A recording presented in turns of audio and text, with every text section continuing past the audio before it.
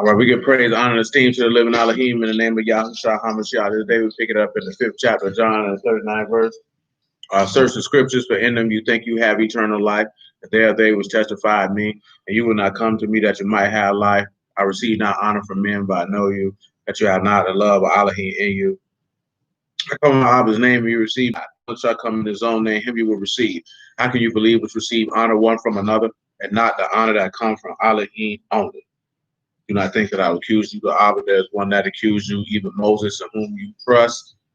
Had you believed Moses, you would have believed me, for he wrote of me. If you believe not his writings, how shall you believe my words? Proverbs 17:17. Could you put aluminum foil on that page? I didn't know if that's what you were going to do. I don't appreciate that look. That was mine. I'm already on it. Very well then.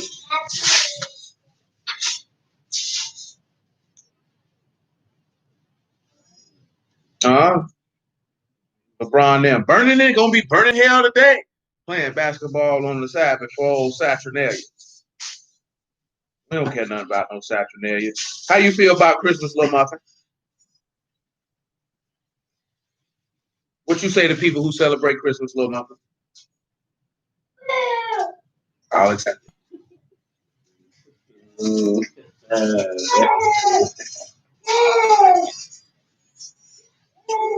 Say a friend love at all times. And a brother is born for adversity. Let's take a look at something, right? John chapter 18. I don't know what it is. 18 and 35.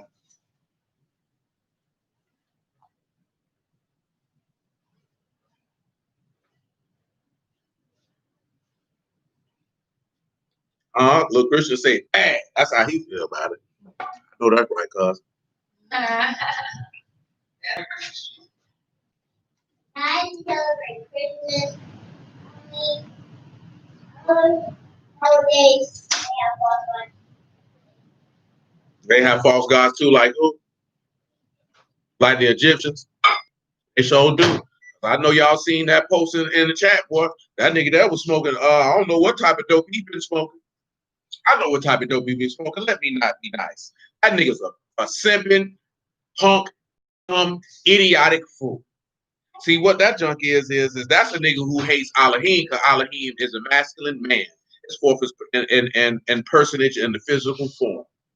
And that's a nigga who wants a woman to be equal with him because he's too weak of a man to stand out and lead and not to be concerned with the feelings of someone who wants to be equal or superior to him. Now, again, I done told you this before. There's no disrespect to no woman. Because we know what the words say, a woman who fear you, who ought to be praised, and a virtuous woman is her price is far above rubies. But at the end of the day, well, there's not a woman walking this earth that should be equal or superior to any man, especially a man who say he served the living Elohim. And if a woman is offended by that, that speaks to her and not you. She has a problem. You know what I'm saying? I don't have a problem. See, what they want you to do is they don't want you to unabashedly state these things. I was listening to something earlier, and this is a true statement. The video was about them wanting to destroy the patriarchy. Well, why do they want to destroy the patriarchy? Because women and children are more easily influenced than men are. You know what I'm saying? Like this here, right? What did they say? What's the term he used? Emotional thought. Have any of you ever heard that term before? Emotional thought. Well, a lot of people use that term, and it's oxymoronic because you can't have emotional thought because there's not an emotional thought that is a thought. Because 9 times out of 10, not even 9 times out of 10, 10 times out of 10, emotion is a reaction. See, I'm mentioning all this because we're talking about that a friend loves at all times, and there's a friend, if a man who has friends must show himself friendly, and there's a love that sticks closer than a brother. And then, of course, it says that love is born for adversity. So when you look at all of these things in regards to, I'm taking that back, my apologies. I'm thinking about the other verse, Proverbs 27:6. Faithful are the wounds of love. That's what that was, my apologies. So when you look at that, right, how many of you were taught that love was an emotion, something that you feel? Like you hear people say, you catch feelings. How do you catch feelings? Is it in the air? Is it a virus? Do you inhale it? You don't, you know what I'm saying? You don't catch feelings. But the purpose of that, and understand what I'm telling you, the purpose of that is to keep you in an emotional state. This is why they encourage you to fall in love. A man should never fall in love because that's an emotional attachment. The word does not teach anyone to fall in love. What did I mention to you earlier? Let me read it to you out the text before we read this John 18:35. Deuteronomy 7.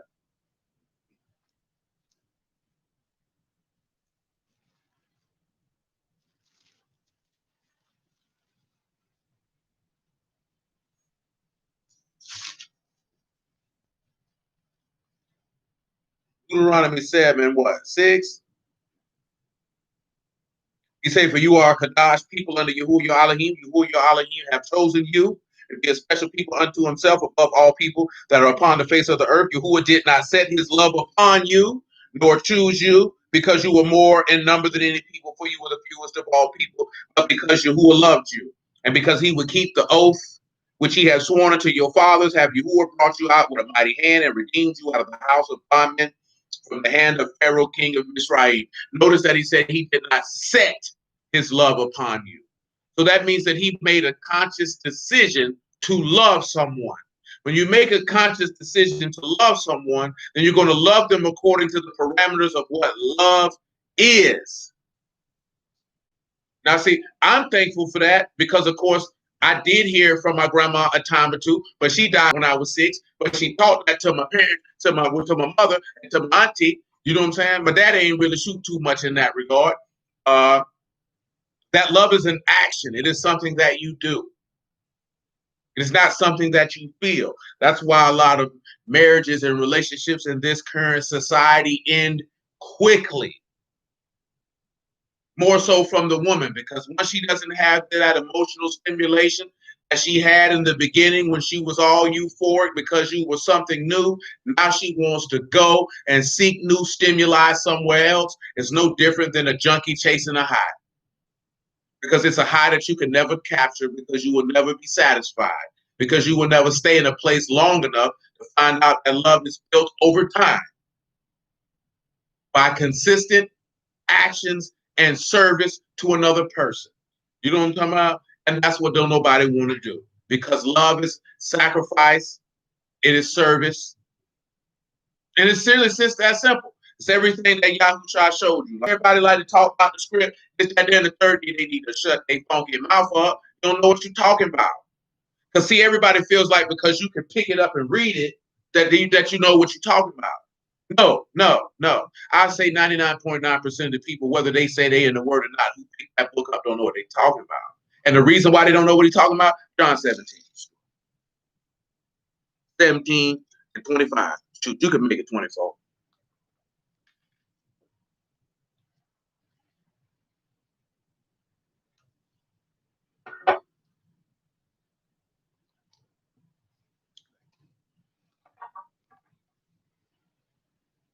Abba, I will that they also whom you have given me be with me where I am, that they may behold my esteem which you have given me. You have loved me from the foundation of the world. O righteous Abba, the world have not known you, but I have known you, and these have known that you have sent me, and I have declared unto them your name, and will declare it, that the love wherewith you have loved me may be in them, and I in them. Shalom, man. So when you look at it in that regard, notice what he said. They have not what? Known you. So it's a lot of people who pick up the text and try to talk about somebody who they don't know. Most of their thought processes and quote unquote interpretations of the text come from the thought processes of men. You don't know the man. So how are you going to talk about someone you don't know? See, that's why it doesn't matter if you know you a Hebrew or keeping laws. That doesn't mean that you know the person who you're dealing with. That means you don't know his character. See, when you know his laws, you know his ways. You know the way that he operates. But that doesn't mean you know his character. The insight to who he is as an individual, which is why he expressed that in Exodus 34 on who he was. Who are Elohim, merciful, kind, full of abundant of goodness and truth, forgiving sin and iniquity. Notice that these are the things that he says that he is, that he's a merciful individual, that he's abundant with goodness and truth. So that means everything, he's full of things that are good and full of things that are sure and reliable. He says he's filled with graciousness and kindness. He says he's merciful and forgives, but he says he holds people accountable because he said by no means does he forgive the guilty. See, and that last part of the love that he manifests is the problem that people have, and he holds people accountable for your actions. He can forgive you for the iniquity, but you'll still be punished for it. Then on top of that, they just don't like his standard. Most women in this society want to be men, and most men behave like women. So when you see the standard that he holds, it flies contradictory to the programming that you have had inserted to you by whoever taught you. Now you looking at that, oh, see, you Hebrew men, you misogynist. Oh, these women, they just won't submit. That ain't got nothing to do with nothing. You know what I'm talking about? That ain't got nothing to do with the word. That has to do with that individual. You know what I'm saying? And a man can't even, like I done told y'all this before. I'll ask you this. What do you think objectifies women more, Michael? Do you think men objectify women more, or do women objectify themselves more? Why would you say women?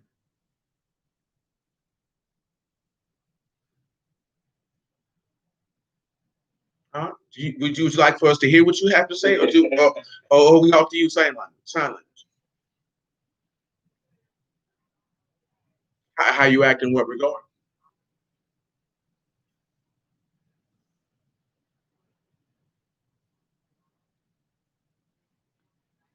No. Did you objectify yourself? Why did you do it?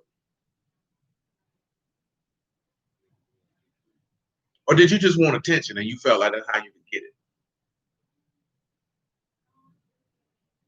So you mean to tell me every time you came out the house with your booty cheeks out and your cleavage hanging, that you weren't trying to court some man of attention from the male species?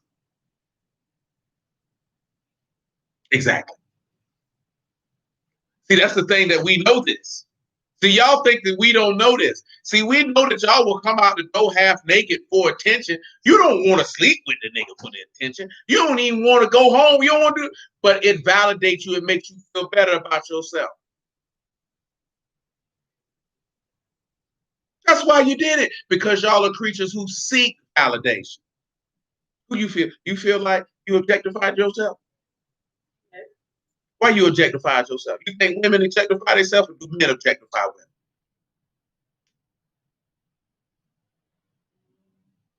Because ain't no man objectify you, did it? Ain't no man say, put them whole clothes on, girl, and shake what your mama gave. Ain't no man did that to you. That's right, boy. They definitely masqueraded and whored them as divine feminine energy. Why you objectified yourself?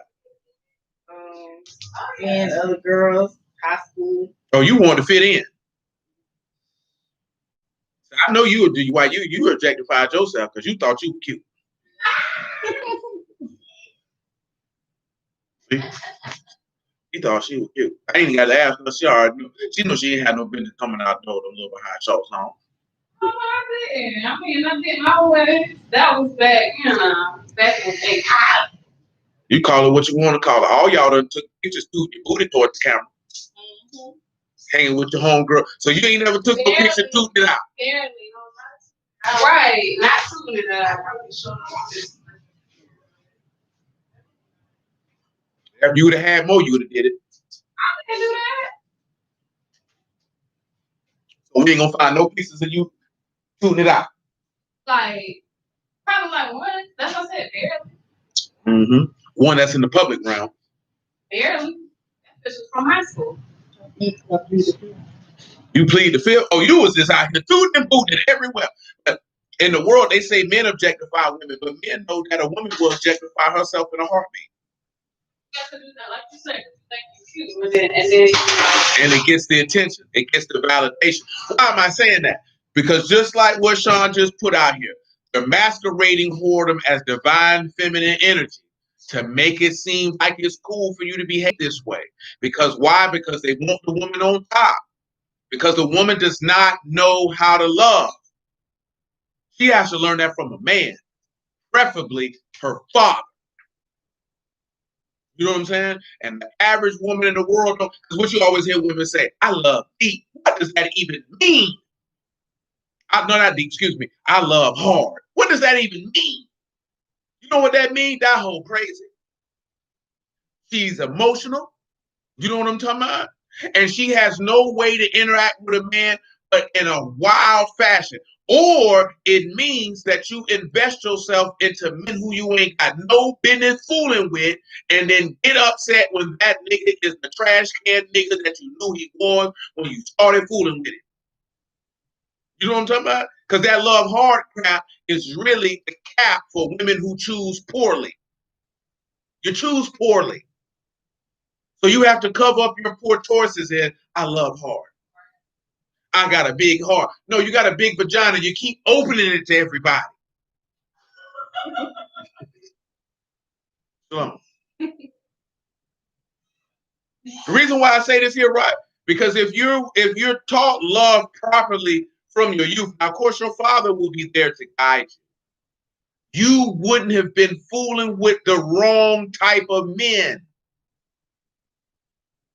You know what I'm saying? Because you would have already identified love does not exist in this man. So I'm going to go on my way. You know what I'm saying? I'm not going to fool with this man. But because you're taught an ideal of love that is emotional and is unrealistic because it is crafted in a Hollywood basement, you know what I'm talking about? You go out in the world looking to replicate something that does not exist. You know what I'm saying? Like, it's all the stuff I be mentioning y'all in the past. It's not to burst nobody's bubble. It's to give you perspective of the time frames of people, because time immemorial, as the text tells us, there's nothing new under the sun. So in ancient civilizations, in the 1800s, in the Middle Ages, in the Renaissance, the people didn't go on dates. They didn't do any of those things. And they did not have the marital problems that people have now. So you have to ask yourself this here. They didn't have those problems. Why do you have all these problems? There was never a woman say, oh, I ain't talking to him. You don't take me out of home. There was no, where was you going to take her to? To the woods? To pick some grapes? To walk around? Because when the sun went down, you was in your tent. You were in your home. It wasn't no Ruth Chris to go to. It's not no, what they call that junk? I don't know what they call that junk on Phillips House. Ain't no main event. Ain't no Dave and Buster's. Ain't no Jaguar game. Ain't no jazz club. Ain't none of that. That means those people had to take the time to actually build interpersonal relationship skills. They had to. They had no choice. Straight up and down, they had no choice. That means that they took the time to actually know how to interact with a human being, and they were raised from their childhood to do it. You have a woman judge a man's worthiness based on the places he can take her. You are an idiot. Didn't we just hear this man say women want a man to be successful, and they find out men are successful? He don't have time for you. But see, this is the stuff I was talking about when I mentioned, like what Kevin Hart told his wife, oh, you want this life, or you want me to be on top of you for 2-3 hours? But a woman think a man can have sex with you for 2-3 hours, take you out on dates all the time, and make a lot of money. Oh, you smoking crack. Because you're not living in reality. Because the average woman does not know what it takes to be successful. Because she does not have to do that. You can walk out the door and get a man who will take care of you. You can just walk out the door and you can possibly run across and say, you know what, I like her. And he approach you and you find out this nigga can take care of your every desire. A man can't do that. Nigga gonna look at you, nigga, ain't nobody gonna take care of you. What? Take care of you, nigga. What? Get your grown behind up here and get you some money. That's why you hear dudes say, I don't care about your money, because we already know you ain't gonna break bread. Unless you were taught to break. If you got a whole money, you gonna look down on a nigga who ain't got no money. Niggas laughed at 21 Savage when he said that. There are men who will go scoop up a chick who work at Starbucks because she's nice and she looks good and she don't mind. Ain't no chick who making that kind of money gonna pick up a nigga who flipping burgers at Burger King. She ain't gonna do it. She said, absolutely not. She's broke nigga. What I look like? That's not gonna happen. So a man doesn't have that option. So for a man to do that, you got to put in a lot of work. A lot of work. Even if you ain't an entrepreneur, it's some jobs where dudes want to move up, and these dudes put in a lot of work. That's what we talking about. We said earlier. What's your favorite line? You make time for what's important to you, man. Miss all that, now, man. What you want is you want a nigga to put you before everything, but you don't want him to put you before everything at the same time. So at that point, the young men in this generation feel like, you know what? I'm gonna just go for mine, man. Pump these hoes. Now, of course, we talk about people in the world for the most part, but this is how a lot of men feel. This is how a lot of men feel. And I'm mentioning that because we have this mindset, this is how we approach the living Elohim. That's why I be mentioning all this stuff so you can see that you think you just gonna take that mindset and then you not gonna transfer that over to the Lord and think that you want him to do the same thing, because that's what we're doing. We're going to him and being like, hey, shoot, it's a blessing for you to have me. You know what I'm saying?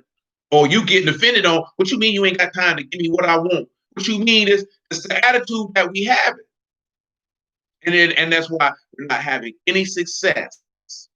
Because see, what we're talking about again is, and you can come back to John 18:35, that a friend loves at all times. And we kind of discussed that on Wednesday. Yahuwah loves at all times. But see, with his love there's rebuke with his love. There's instruction with his love. And see, we don't deem those things as love because you are not accustomed to being loved by a masculine man. You're not accustomed to that. So your the thought process that begins to come in our mind is, and this is male or female, so it's just not indicative of a female, is that a man should cater to your feelings if he loves you. If he loves you, he would never hurt your feelings. That's why women come with, well, if you just said it like this. See, no. You know how long I've been preaching the word, and I have people tell me, if you would just say it like this, you're a gay man. I don't care nothing about none of that.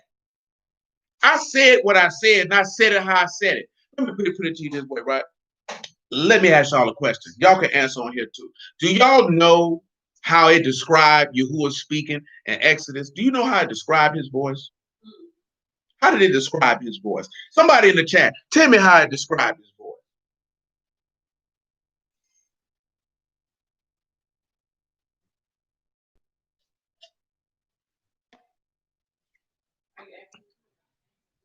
I get him a second before y'all.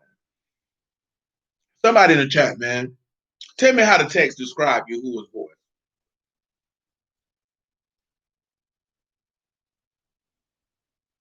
I know somebody. Thunderous. Exodus 19, they say his voice sounded like thunder. Thunder and lightning and earthquakes. And do you know, Michael, what the people said when they heard him talk? They said, let Moses talk to us. Don't let Yahuwah talk to us no more, lest we die. Do you know how the book described? Y'all can answer this in the chat. How Daniel said that Yahushua's voice sounded like? Who in the chat can tell me how Daniel described Yahushua's voice? When he got a vision of the Lord, he described his voice. And it's described in the same in the book of Revelation, if I am not mistaken. I don't know why.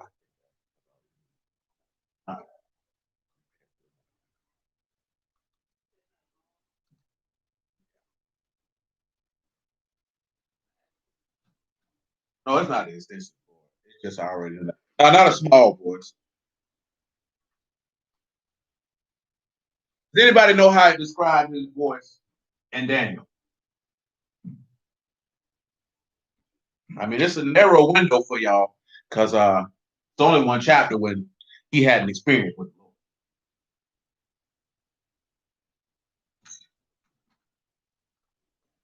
That's right, Dad. Roaring seas. Have you ever heard the sea roar? You ever heard how the waves crash? Is that a light sound? Absolutely not.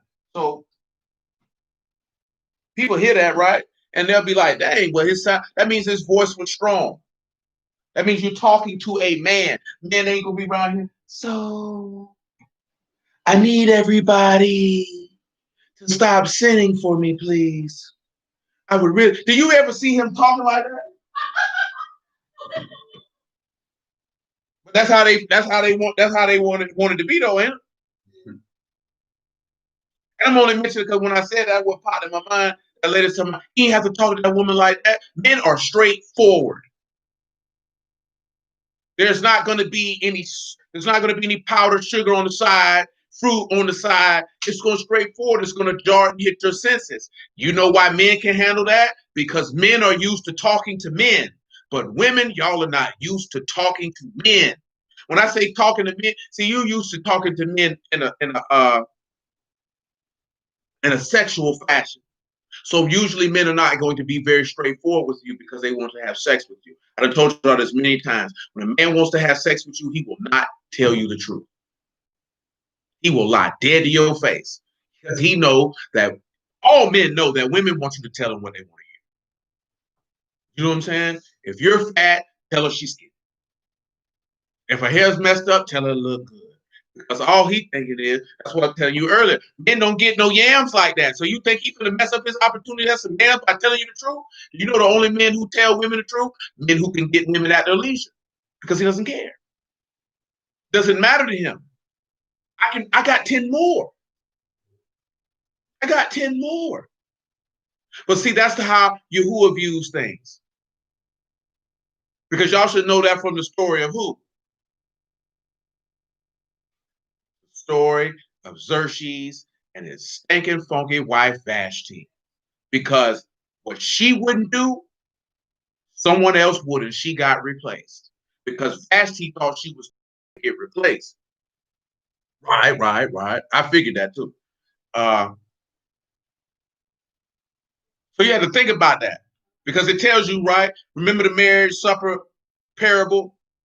And he said he went to go furnish guests, but people say, nah, I can't come. And this, that, there, and the third. Because sometimes people think that, especially with women. See, women think that they can rip a man like this. And then you know what they find out? They can't. They can't. They can't. When I'm talking about replace a man like that, I'm talking about a man who's worth something. See, a man can replace a woman like that. See, that's come from hoes like Beyonce. See, Beyonce lied to you. You know what I'm talking about? Oh, you're not irreplaceable. Oh, baby, she lying to you. Because the further you away from your 16th birthday, the easier replaceable you are.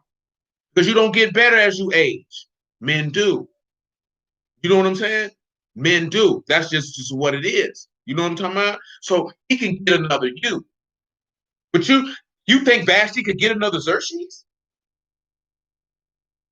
Clearly, Yasharal ain't been able to get another you. You ain't been able to get another Yahuwah. You how we know because we looking for every other God we can think of, but they're not Yahuwah. Because you thought you could get something better when you already had the best. That's where people get messed up at. I'm just using that natural example for how we treat Elohim. You already had the best. Just like what you said, what Kevin Samuel said about his first wife. She got a winner early. So she thought, oh, this is what it is. That happens to some people in sports when they win a championship early in their career. They think it's easy. I'll win plenty. And they never win another. Matter of fact, not even say win another one. Make it to the Super Bowl. Make it to the finals. And they never get back because they thought it was easy. And it's not. You know what I'm talking about? Let's just be real. It's a lot of trash can people in this world. Male and female. There's a lot of trash can people in this world.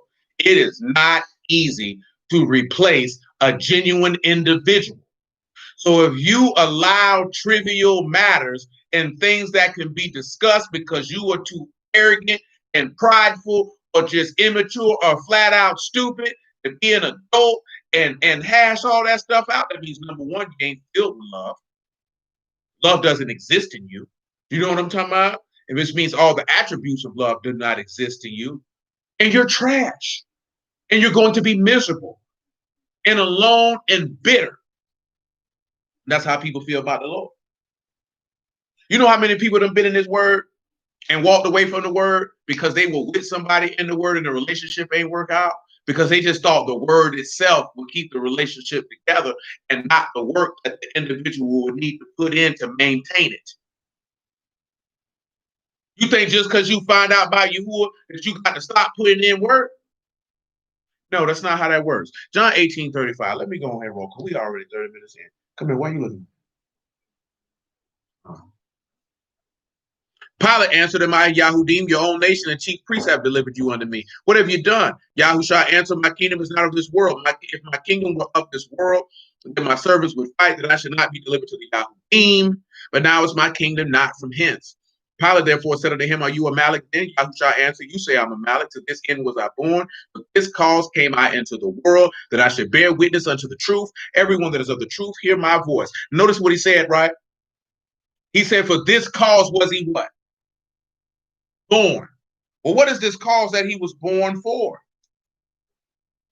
He's telling you that he was born to be healed, and it tells you what in Proverbs 17:17, that a brother was born for adversity. So Yahushua was born to be distressed and to be vexed and to be troubled. This is the key point of a friend loving at all times, because we've already discussed that what greater love have no man than this, that a man lay his life down for his friends. Yahushua was born for the specific purpose of being vexed and troubled. But what was the purpose of him being vexed for? In order to redeem you back from the iniquities that you committed. Now let's go back to Proverbs 27:6, if you would. We talked about this briefly the other day. 27:5, excuse me. Because we already know this here, right? The weightier matters of the law, judgment, mercy, and faith. Or as it says, I believe in Mark or Luke, the love of Elohim.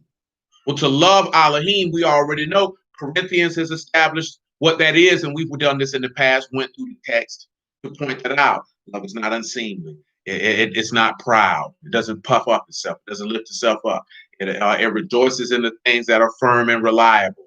It is kind. It is patient. It is long suffering. These are the things that make that up. Most people don't have that. The real reason why most people don't have that is because most people are self-centered.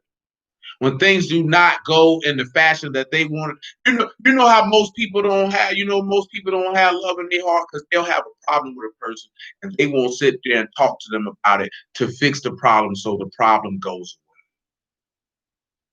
They'll sit around and stew and be mad.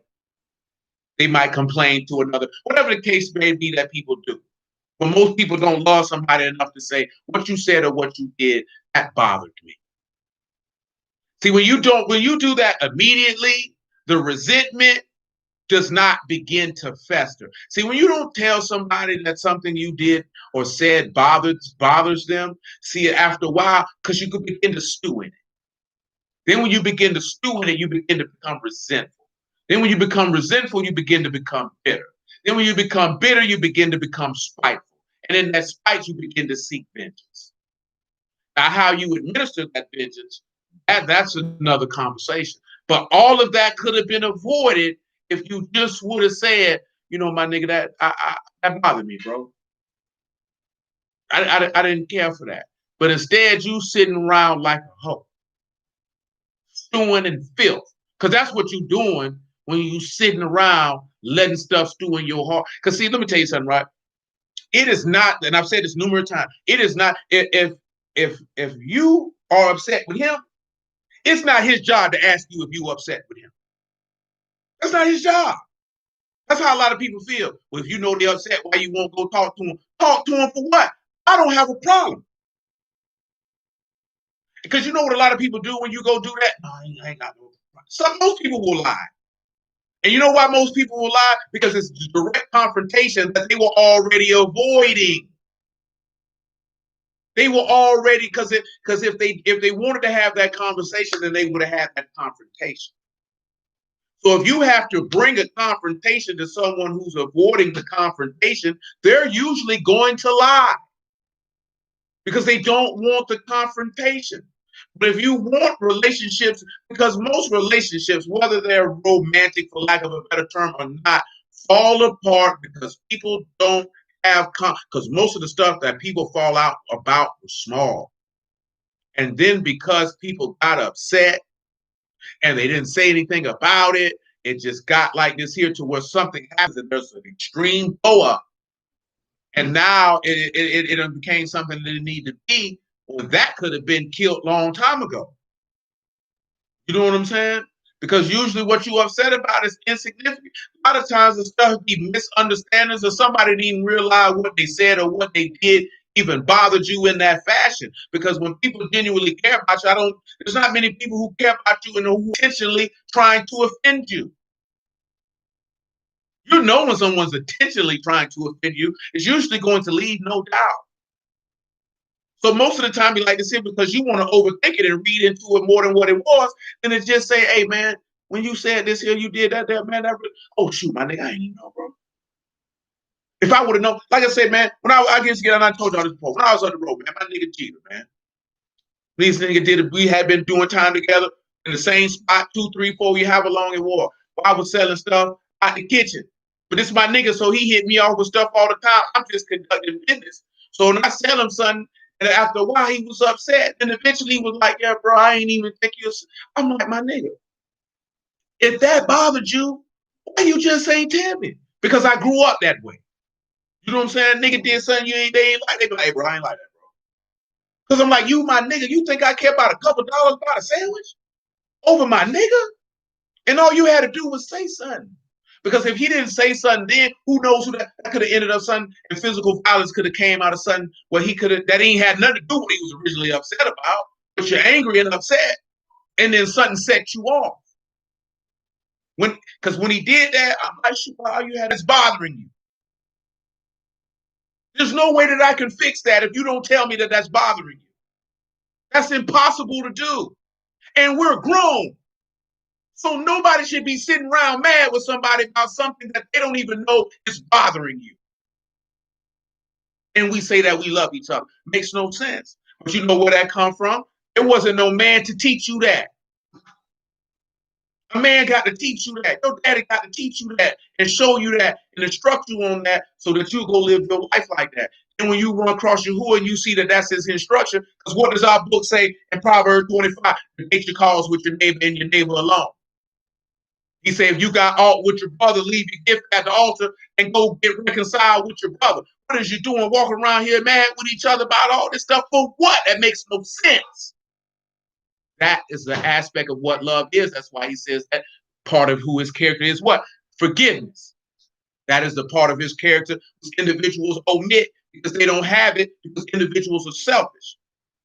One thing that I've learned in my lifetime is most people don't really understand why people do the things that they do because they don't take the time to understand people's thought process.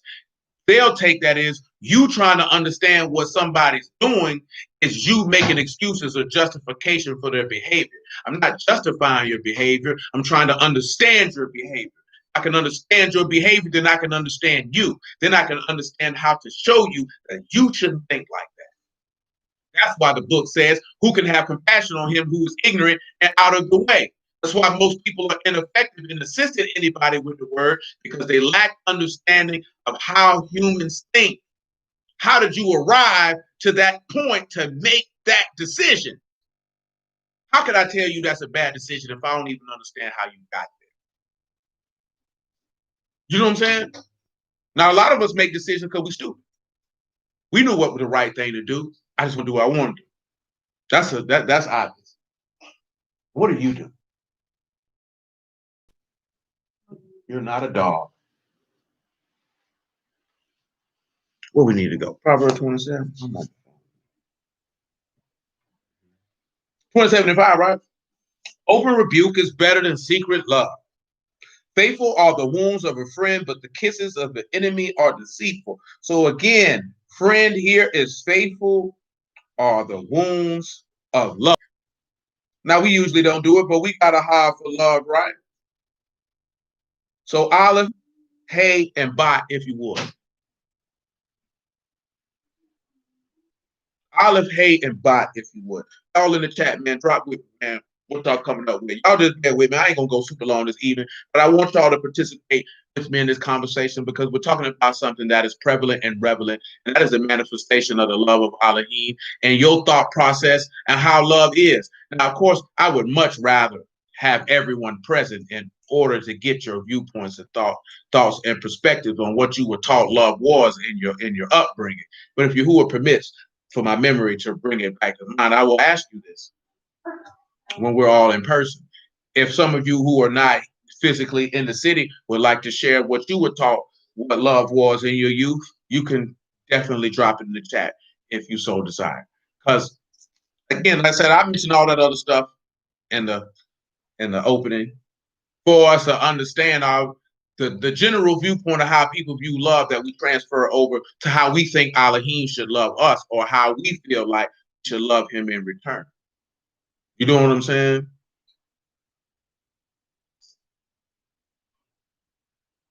Okay, Christina here says that her parents taught her that love was loyalty, honesty, communication, and trust, and it was sacrifice. Now, I would take the trust part out, not because it's a part of love, but it is not love. Because I am of the thought process. The word backs me up on this here, but I felt like it before the word. You cannot love someone you do not trust.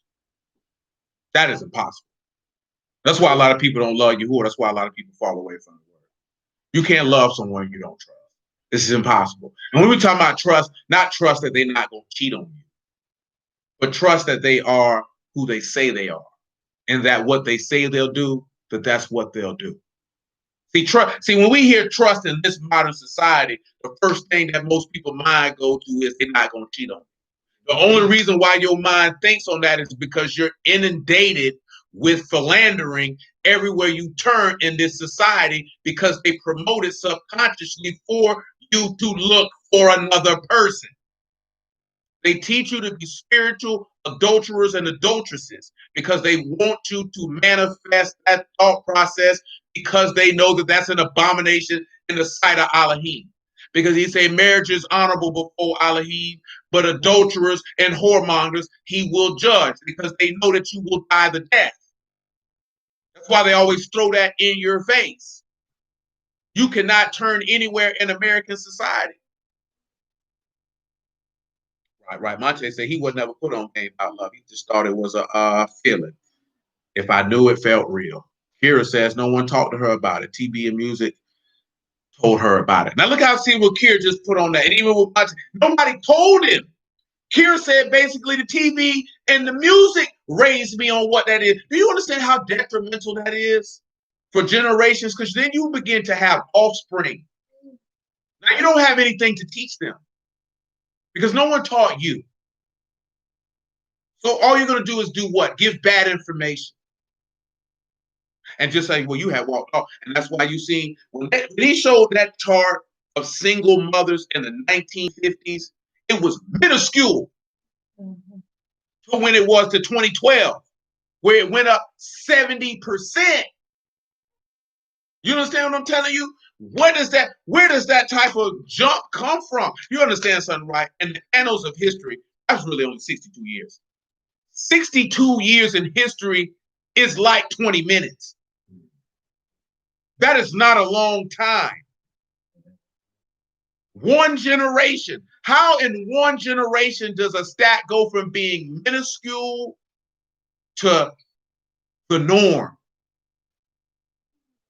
You understand that? Something that went from this doesn't happen to the norm. Just like I told you the other day, women have baby showers and are not married, and people flock to them and celebrate it. That's why they can have a joke talking about a gender reveal. They talking about where's the father reveal. Nobody, you don't even know who the father is.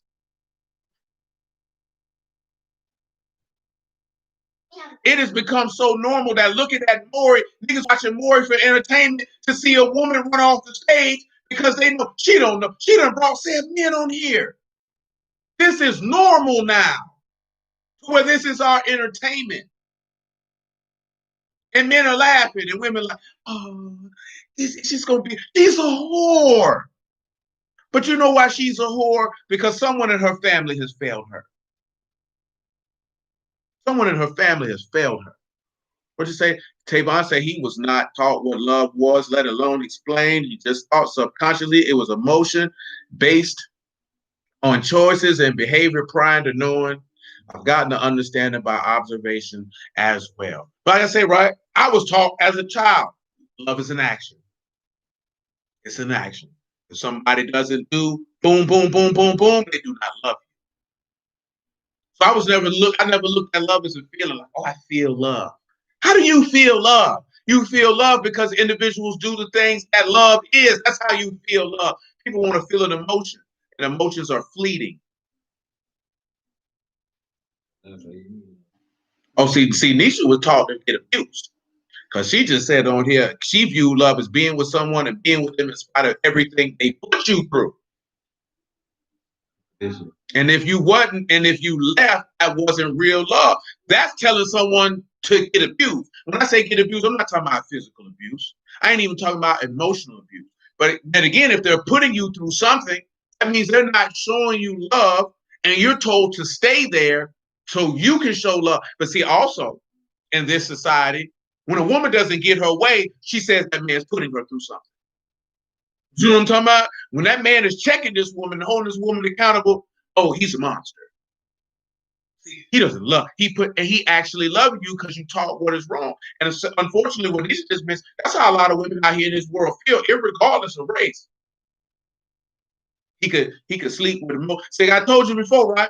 We know, right? We know we go with what it is, man. One Adam, one Eve, that's just what it is. But for those who don't, well, if you say you want 2, 3 women, and you ain't man enough to look that woman in the face and tell her you want 2, 3 women, but you messing with women behind her back, so you's a coward. You's a coward. You know what I'm talking about? Don't be around here sleeping with 3, 4 women and you know you want 3, 4 women. Just tell that woman that what you want. And she either gonna roll with it or she ain't. See, that's what being a man. You gotta tell a woman what it is. And she either gonna roll. That's when people say you're oppressing me. If I tell a woman my woman needs to be submissive, she needs to cooperate, she needs to do this and do that, and nobody forcing you to roll with that. You can say no, I don't want that. But you know what a lot of y'all ain't used to? A nigga looking you in your face and say if you don't meet these requirements, you can slide. Y'all not used to a nigga looking you in your face and tell you that. And what does Yahuwah tell you? You gonna meet these requirements, or you can what? You can slide. That's unaccustomed. How many men you ever dated and looked you in your face and told you if you don't do this, that, and the third, you could kill? 0. How many niggas you stepped to and told them if they didn't do this, that, and the third, you were gonna dip? But if he would have did you like that, you'd have felt like you were wrong with him. Yeah. What about you, Michael? You ever had a man tell you, hey, if you don't do this right there in the third, you got to slide?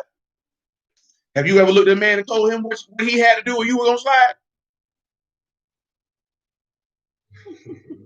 What about you, Deidre?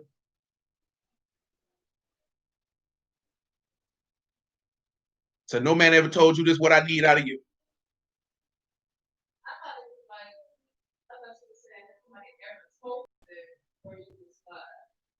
Yeah, like basically, these are my requirements. If you don't want to meet these requirements, you know what I'm saying? Have you ever done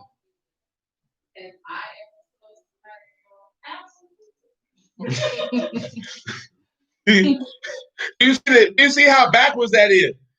Y'all acting like men. Because you telling the man what you require in order to retain your services. And you never thought in your mind that there would be something that he would require for you to retain his. That nigga, that hard. So once y'all say that, that means subconsciously you knew you were fooling with lesser men who required nothing of you. Let me see that. Sean was like, my father and grandmother taught me never to let feelings affect my willingness to treat others with respect and honesty as far as doing the work, but didn't really describe it as love.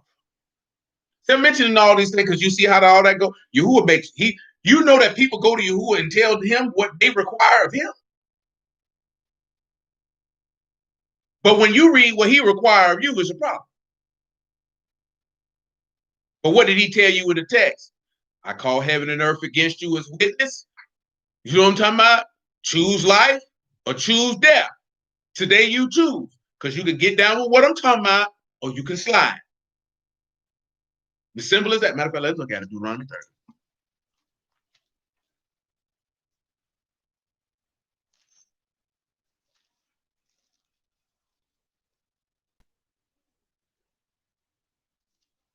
Oh, you felt like sharing, huh? You didn't want to be left out. Oh, she's watching. Oh, thank you for telling me. Looking for 30 and 15. Looking for. Well, I would say if the channel was monetized, I just appreciate the extra view. But since it ain't monetized, it don't mean nothing. They say you got to get 1,000 subscribers for that. Super chat. Super chat. Well, you got to pay to chat to a nigga. And they say if you ain't in the super chat, I ain't see. If you want to talk to me, don't at me. Yes, Kira said, isn't Deidre there? Yes, she is, Kira. Yes, she is. I'm looking right at her. And little Muffin had to let me know, my mommy is watching you on her phone.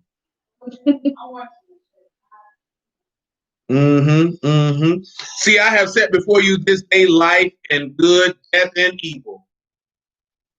And that I command you this day to love Yahuwah your Elohim, to walk in his ways, to keep his commandments, his statutes, his judgments, that you may live and multiply. Yahuwah your Elohim shall baruch you in the land whither you go to possess it. But if your heart turn away, so that you will not hear, but shall be drawn away and worship other gods and serve them. See, that's what happens when you look at it on the natural.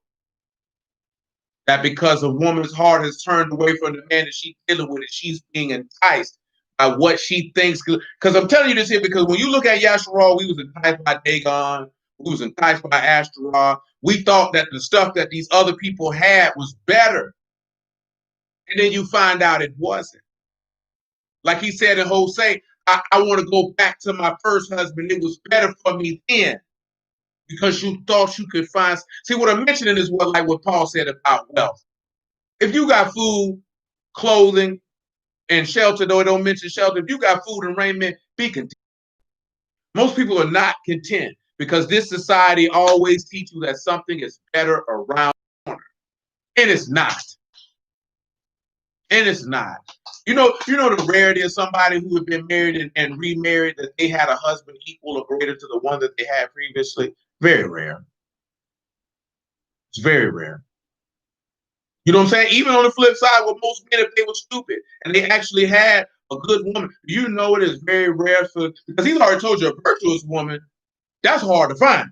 So we just gonna cancel her out the play. Because that's a strong woman according to the word of Elohim, because she's strong according to her faith. She rare. So we ain't even count none of those. Because you only gonna get that from Yahuwah anyway. You know what I'm talking about? If you ain't a servant of Yahuwah, you ain't even get no woman like that. You know what I'm talking about? So we gonna put that to the side. But just a decent, good, matter of fact, let's not even say decent, just a cooperative, quiet, submissive woman. Well, they're not out here running around hanging on trees. They're not readily accessible. You know what I'm talking about? And you think if a dude had that and he did something and lost her, you think that he gonna get another one? He's got a better chance to get an equal or greater woman than the woman does. But yet and still, it's still a roll of the dice. And like I said, all of that is because we don't have the love of Elohim in us, period. So we allow things to come about, because at the end of the day, he already told you. What Elohim brought together, don't let no man break that up. You know what I'm saying? So the key point is, if man's not doing it, then there will be a force stronger than man, a nefarious force, a dark force that will seek to do it. Because let me tell you something, man, before we continue. The strongest aspect that you can have in any society and culture is a family. Powers that be in the world know this. Of course, we know the adversary knows this. If you want to destroy a people or a culture or a society, you have to destroy the family first. If you go back and you look at certain things in the time and the annals of time in this country, We ain't concerned. We ain't gonna concern ourselves with any other country. We don't live anywhere else.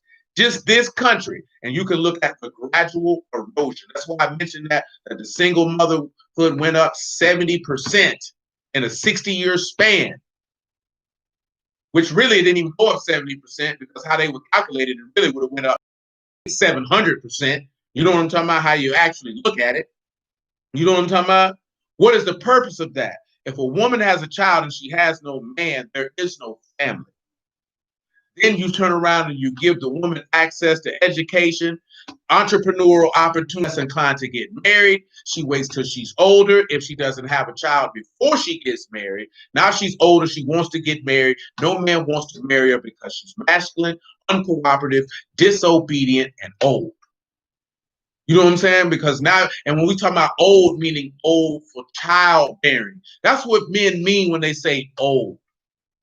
You know what I'm saying? Because like you say, how many children you say your grandma had? About 12, 13?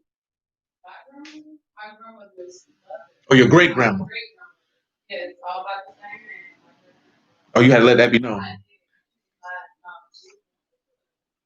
Shoot, I wasn't gonna add that in there, but because if she's a great grandmother, that's usually what happened. My grandmother only They're usually batted 1,000. You know what I'm saying? In that time period, but you're looking at that's one woman give a man 12 children. If you get married at 36, 35, you might give a man 2. You know what I'm saying? And what does that do? That erodes the family. And the number one way that's why they want to flip it and put the woman at the top, because that erodes the family. The woman is superior over the man, and the man doesn't have a desire to stand up and assert his authority in his superior role.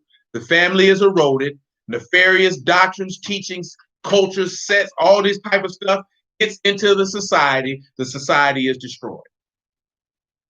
Satan can win. Satan cannot win where there's a strong masculine presence.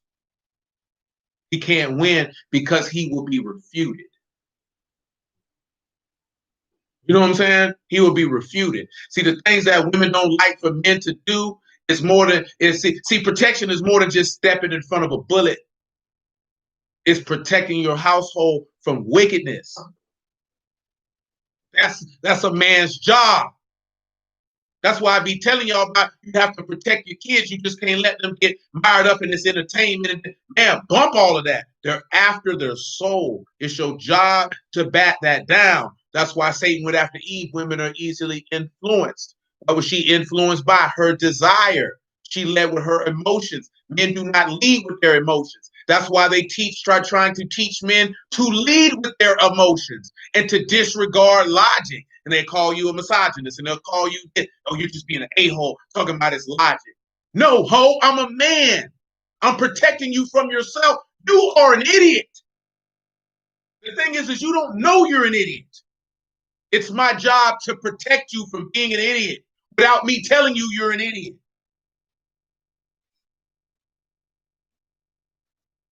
It sounds hard, but it's the truth. When I say idiot, meaning like, y'all know y'all are easily persuaded and swayed.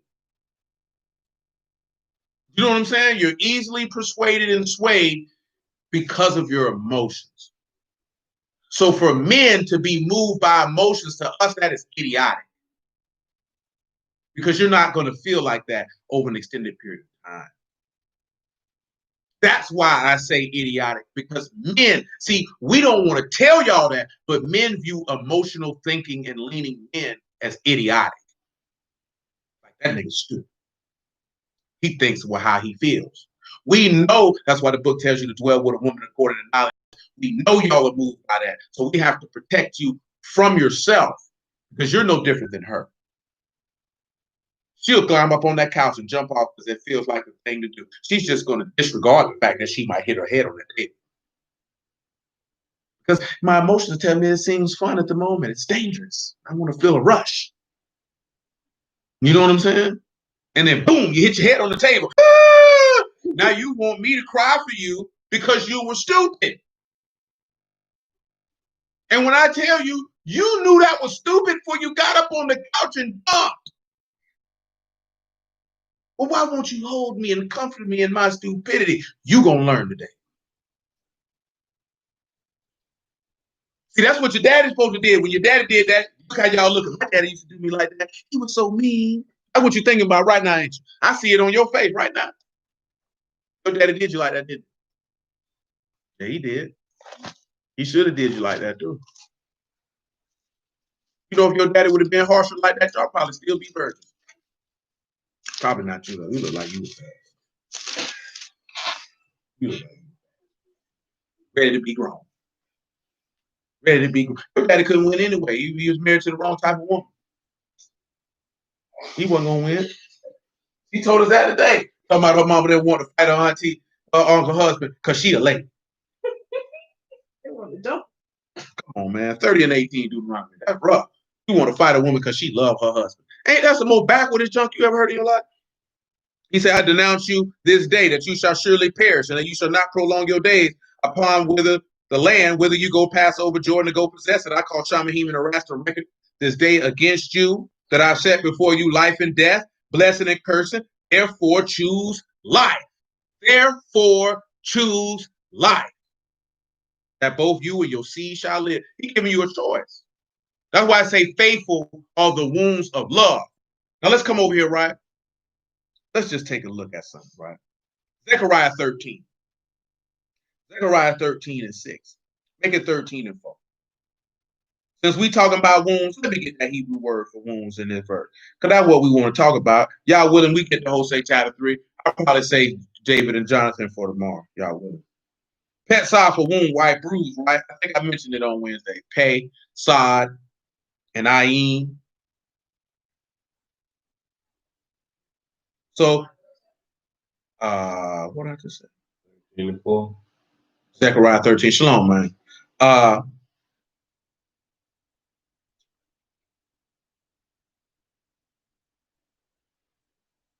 think with ayin, I think it's got conversion. It got conversion in the soul. I want to change what I said.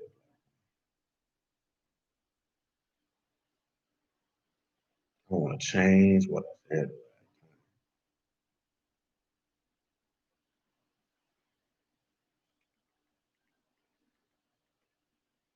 That was correct. Conversion in the soul. Or we could sit back and write. So we're going to take conversion in the soul, right? And we can see how the words of Elohim converges or becomes one with the soul.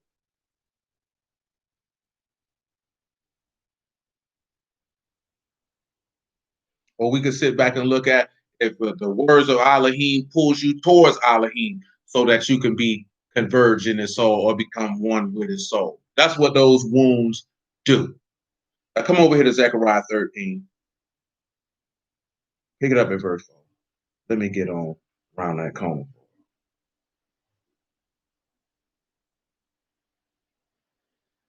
And it shall come to pass in that day that the prophet shall be ashamed of every one of his vision. When he have prophesied, shall they wear a rough garment to deceive. But he shall say, I am no prophet, I am no husbandman, for man taught me to keep cattle from my youth. One shall say unto him, what are these wounds in your hands? Then he shall answer, those which I was wounded in the house of my friends. Now, y'all remember this. It's been a long time since we read it. You familiar with this, Michael? Monica, you familiar? You look like, no, I ain't familiar. You know, I ain't read no Bible. I say that I read no Bible. See, a lot of people think you done read the Bible, but you ain't read it. When I say you ain't read it, meaning you skim, because the reason why I said it is most people are told to read certain books, or you read the books that you're most familiar with. Oh no. You know what I'm saying? When I'm talking about read the book, I'm talking about like he told Ezekiel, eat this roll. You know what I'm saying? Like I'm talking about diligently combing through it, not for the purpose of I read all the Bible. Some people are like, you ever read the whole Bible? Like some people, but that don't mean nothing. You know what I'm saying? I'm talking about really diligently and specifically with a purpose combing through it. But that wasn't no fun. You know what I'm talking about? Because I know most people, period, ain't read no book. You've read the book, but you ain't read no book. You know what I'm saying? Because most of the time you get caught. What does this mean? I don't understand what it means. People get frustrated. Stop. You know what I'm saying? Or They read something, they don't understand it. They asked somebody who they felt like could understand it, and they could not. Then taking y'all instance, you young, you're changing your whole life, you get overwhelmed. I don't know what he's talking about. And then I gotta hear this nigga 3 more times in 1 week talking about some stuff. I don't know what he's talking about. You know what I'm saying? So then you like this here, read. I'm gonna just sit here and look crazy because I don't know what is what. Look crazy. Oh, you think I ain't never noticed? I've been doing this a long time. Good. And I don't hold that against you. I've been doing this a long time. I know what happens. You know what I'm saying? It is over, especially what we dealing with by the grace of Elohim. We ain't dealing. This ain't no trash dope. This ain't no definitely ain't no this ain't no titty milk. You know what I'm talking about? That's a whole lamb chop. Oh, I'm talking about cooked right too. It ain't tough. You know what I'm talking about? Just got the right amount of moisture. You cut it right this here. You ain't got to put no steak sauce on it or nothing. We were talking about that when we was at the spot for the little lunch and dude like this here. My man Glenn said, I like mine to run away from me. So they sitting there looking at it, I want mine well done, dude. I want mine out like this here. You know what I'm saying? Because really, when you eat a steak, you ain't even supposed to have to put no sauce on it. Niggas put steak sauce on there because it's dry. Some people want the flavor, but most people put it on there because it's dry. You can't chew that thing straight. You like this. Like this here, and you got to keep the beverage right here. You're going to choke. You know what I'm saying? So I'm already knowing my steak ain't even tough. And you like this here, I'm choking. You giving me a porterhouse? I can't eat that. I like nipples, breast milk, the teat. You know what I'm talking about? So that's a lie. So when you get something like this, like Sean said, he was intrigued, but it can be overwhelming. And that does not engage. And most of y'all are not going to say nothing. Like I say, you're going to sit there and look crazy. You know what he come about? Like I said, why don't you just ask him? I'm scared. Well, you gonna fly on the wall, man. You know what I'm saying? Come on, man. Man, I ain't just start doing it last week. I already know what nigga gonna do. Cause I can see it on niggas' faces. I'm sitting there looking at this nigga has no idea. You know what I'm talking about? None. You know what I'm talking about? Not a single solitary idea. I'm like, you know what? I could be a nigga and just keep on going. You be one that, you know what I'm talking about? Y'all always asking me to stop messing with me. I can see it on your face. You're lost. You're confused. You're dazed. You're bewildered. You're perplexed. You're flustered. Flabbergasted. Nevertheless, the word for the first time here for wounds is makah. And that is mean, cough, and hay. And y'all can go ahead. And it literally means to blow, wound, slaughter, beating, scourging, defeat, or conquest.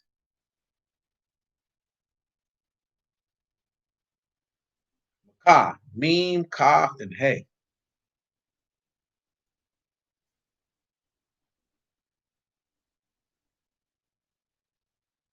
Remember, right? Faithful are the wounds of love. Remember what we read in 1 John, right? That the love of Elohim was manifested, that he was a propitiation for our sins. So this man was faithful enough to be wounded. Those wounds in his, when he say, behold, my hands, my feet, handle them. That's for you to see that these wounds are the faithfulness of my love.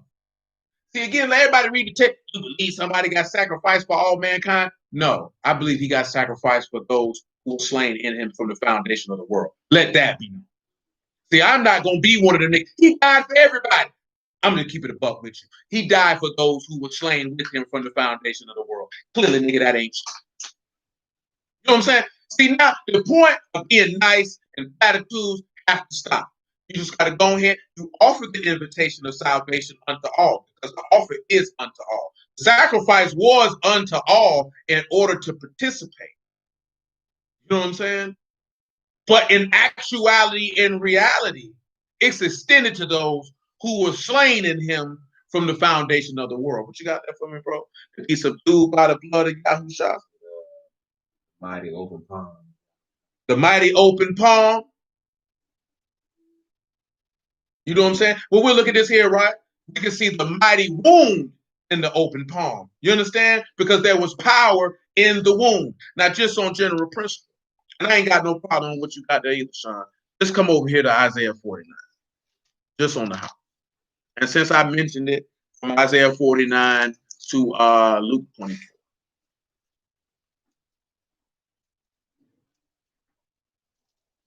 See, the aspect that we don't never want to discuss is the love that Elohim has for us in order for us to love him and then by product to love each other. Because there is no way in the world that we say we the disciples of Elohim and we don't love each other. But what do you hear most brews always? The brotherhood. We need the brotherhood, but we don't love each other. Now, some dudes don't like how some dudes talk. Because you got some dudes who talk, they cuss at people, they do this, that, and well, they don't cuss at people, they cuss in their conversation. Sometimes dudes just don't like the way people communicate stuff. I ain't got nothing to do with that. I feel like how Paul feels. Some people preach Mashiach out of goodwill. Some people preach him out of strife and contention. Either way he's preached, my heart, I ain't got no care about how somebody communicates. They communicate how they communicate. I'm a man, I can deal with it. It ain't no big deal. You know what I'm saying? He cussing. That's his business if he cussing. You know what I'm talking about? But did he lie to him? See, that's the part that you have to sit back and look at. Did he lie to him? Is what he's saying accurate? Is the information that is being conveyed is beneficial for your elevation and growth as a servant of Elohim and as a man or a woman?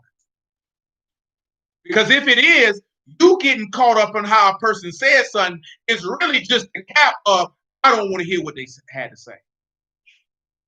That's really the cap. Your feelings hurt, and you don't want to take that information. So I don't like if they would have said it like this, then I would have heard it. You just acknowledged that what they said is correct, and you're too proud to correct your behavior to get in line with correct information. That's all that comment. But if Doc said it, I'm gonna take the shot at it. Trump said it, I ain't say it. Yeah, that's pride. That's pride. That's pride. Who cares who said it? If it was right, you would do it.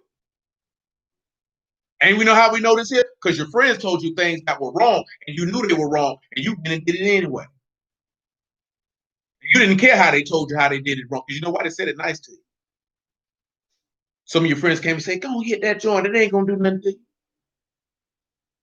Go and drink that liquor. Look at you. You laugh. I sure did. Next thing I know, I was in the bathroom dropping it low. I ain't know what happened. She said she's just in there dancing. Cut the music on. She said, I couldn't even get out the door. I was too drunk. We didn't even get nowhere. I put the clothes on and just started dancing in the bathroom. Next thing I know, it was 2 o'clock. We ain't going nowhere. I'm drunk. Huh? How many, let me put this here, right? How many of y'all let somebody convince you through smooth words, as the book tell you, to do something that you really, they ain't convince you to do nothing. They just really you just went ahead and just accepted what you want to do anyway. But so let me put it, because sometimes you might have not had it in your mind you were going to do something. But how many of y'all let somebody convince you to do something that you knew was detrimental to your well-being and did it anyway? You like, oh no, you lying. Who convinced you to drink the alcohol? Alcohol. In general? Period. So you just woke up one day and said, I want to drink. No, sorry. You see other people drinking. We used to go to my friend's house. We used to have bottles and we used to drink, talk. That's kind of like that. So I mean, what you because somebody had to say let's do it, and you went along with it. Yeah, but I don't feel like it's Well, then they convinced you. They convinced you. you already knew in your mind, like, I don't see my mom. I don't shoot. I don't need to. Who convinced you to smoke reefer? He was the convincer. That what it was. You the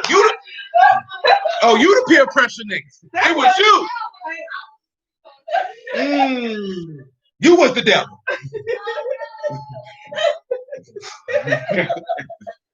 He was, girl, smoke that weed, girl. They gonna do that to you. I feel like the person who smoke weed, my brother, because he Yeah, I remember we was tree and he was like, yeah, you should smoke it. It tastes like grape. Oh man. Tavon say the nigga who convinced him to do something, he said the nigga who married him and Jessica, the fact he said he knew he wasn't supposed to was sleight of hand. But that was my choice as well. That nigga definitely said that nigga told him, oh no, you can't do that. Because she had been married before. I can say ain't nobody convinced me to do nothing. I seen them nigga, I seen my nigga Lil Ron and Big Brian. I said, well, let me hit that blunt. I remember Brian said, well, don't let that nigga hit that weed, boy. No, that was Ron. Ron was like, me and Ron about the same age. He was like, man, don't let that nigga hit that weed, man. Brian, man, go on, get a little nigga the weed, man. I'm like, little nigga, you ain't never older than me. Yeah, I'm like, nigga, he ain't never older than me. Brian probably about 3 years older than me. He ain't even older than me. But drinking, I ain't never drank. I wasn't on that. But ain't nobody convinced me to sell no drugs. Poverty convinced me to sell drugs. Straight up and down. Definitely wasn't nobody around me. I'm like, shoot, let's go on to jail. Yeah, that sounds intriguing. You know what I'm talking about? Woo! Yeah, I hear sell some rocks, possibly go to jail. That sounds like the thing. But poverty say, shoot, nigga, sell these rocks or live on the street. Rocks it is. Straight up and down. I can't capture it. You know what I'm saying? Monte say his older brothers convinced him to smoke and drink at 14, 15. I'm mentioning this here because we get set down a road of damaging conduct. We don't even want to talk about sexual activity because somebody definitely convinced you to do that. You know what I'm saying? You might have had a little bit of curiosity to kill the cat.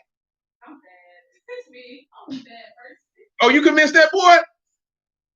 Come over here and give me that penis, boy. I need it. I loved you. You did the convincing, Michael, or you got convinced? Because you said yours was a virgin too, wasn't it? It wasn't no mutual. Don't you tell that lie. Because that's not how life works. Because for it to be mutual, somebody had to bring up the conversation. Y'all just didn't sit down and say, want to have sex today? Somebody brought that up.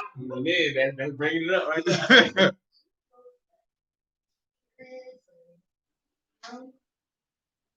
But who brought it up?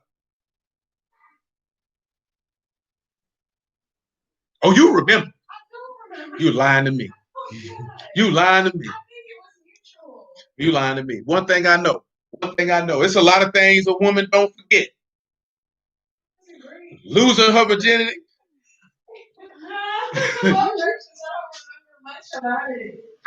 I don't believe it. Getting proposed to and getting married, well, y'all won't forget that. I mean, of course you can't forget that. You got a nigga. Well, that's after you done had a few. Yeah, definitely. That's after you done had a few. If you got one or two, you ain't forgetting nothing. Oh, that little ugly nigga was born on the 4th of July. You know what I'm talking about? That's when they get a little older. That little ugly nigga get on my nerves. I love him though. I love him get on my nerves.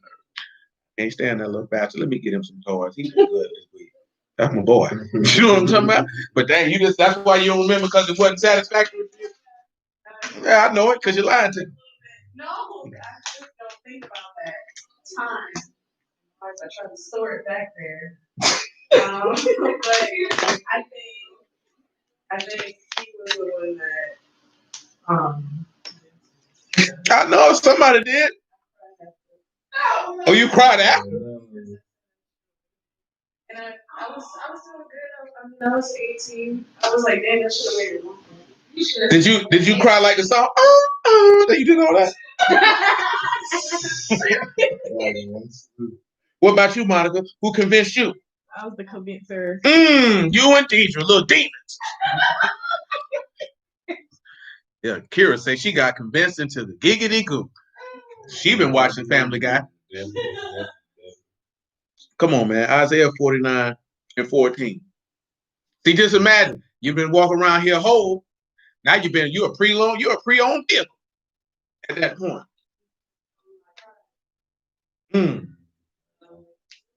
Yeah. You probably wouldn't have cried if he would have pleased you.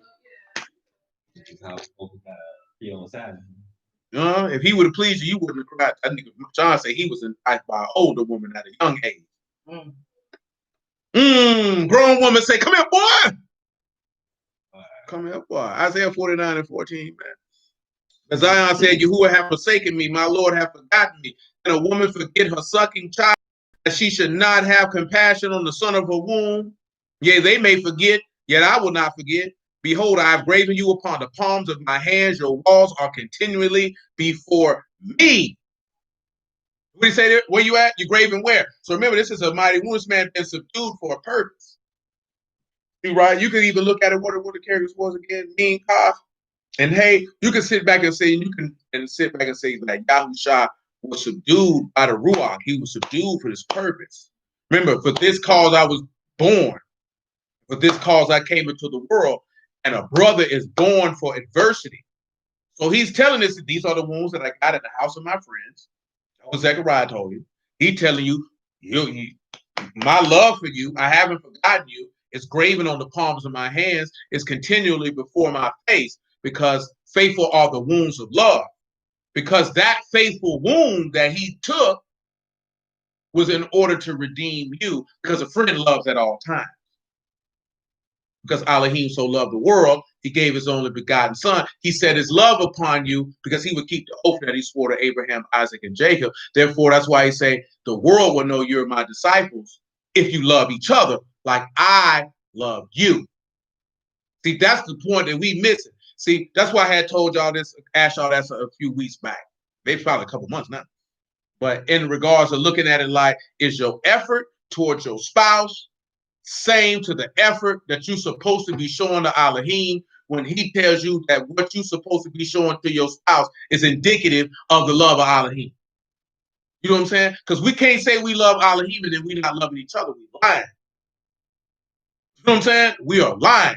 If you say this man say, husband, love your wives as the Lord loved the church and laid his life down for it and to nurture it and cherish her and all these things, and you're not doing that, you can't say you love you when you lying.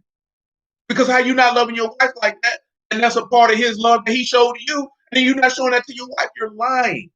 And when he tells his wife, reverence, tell the woman, submit to your wife, to your husband, reverence your husband. This is what you're supposed to be doing, the Elohim, and then as a woman, you're not doing that, but you say you love your woman, you lying. That's not true. How you gonna do one without the other? When that's what he told you to do. Because what did he say, right? To love him is to do what? To keep his instructions. This is what he instructed you to do. That's why I keep telling y'all, when you do it how the text say to do it, everybody know you belong to Yahuwah. They not going to know you belong to Yahuwah if you don't have the love of Ali. How they going to know? See, we looking for fringes and you having the Israelite name and all this old country, super stupid stuff versus just doing what the man told you to do. Believe in him, love each other. Because if you believe in him, you're going to love him. And if you love him, you're going to love each other. How you can't have one without the other? This is not difficult. This is not difficult. We make the word difficult because you want it to be a scholarly endeavor versus a manifestation of the salvation of the living Elohim. And that's it. That's why I told you before, it is imperative that the sons watch his father love his mother in a godly fashion. It is imperative for the daughter to watch her mother serve her husband in a godly fashion. It's imperative for the father to raise his sons and daughters and love the children in a godly fashion because they will replicate it. You can't replicate what you never saw. But again, as Black people, we want to do things in the most difficult way possible, and we take that as a badge of honor when that is a badge of stupidity. Because when you go back and you look at the history of Black people in this country, it did not take a badge of honor in doing things in the most difficult way possible. That's not something to wear on your sleeve. You shouldn't have to get it out the mud. It shouldn't have to be difficult. It shouldn't have to be. That doesn't make you any better than anyone who didn't do it. If people set them up to where they could be successful, your success is not better than theirs because you felt like they got a head start. You just had to work hard. Because that person who didn't have to work as hard actually could be 10 times smarter than you.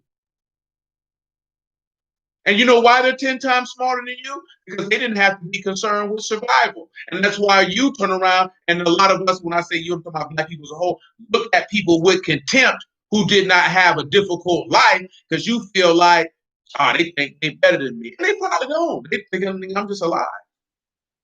Just living my life. I had nothing to do with what family I was born to. No different than you did. The objective is not how you got there. The objective is to get there.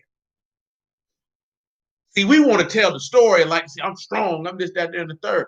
No, man, you did what you had to do. If that's the cards you was dealt, nigga, play them. It's as simple as that. But children coming after you, they shouldn't have to work that hard. That shouldn't happen. Nevertheless, Songs of Solomon chapter. I think that's what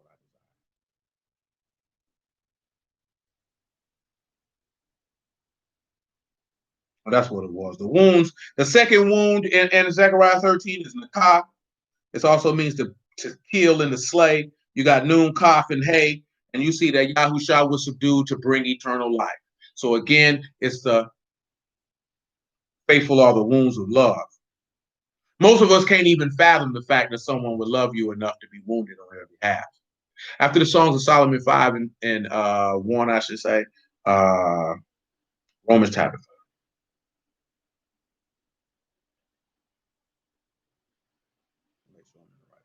I don't even think we need it. Well, we can read all of it anyway. Songs of Solomon chapter 5. I come into my garden, my sister, my spouse. I have gathered my myrrh with my spice. I've eaten my honeycomb with my honey. I've drunk my wine with my milk. Eat, old friends. Drink abundantly, oh beloved. Now we're going to pause. Now I'm not parsing out all the way live with it. But now when you look at coming to my garden, where is the garden? Not in this instance. That's just what it is. Because he said to come into my garden, my sister, my spouse.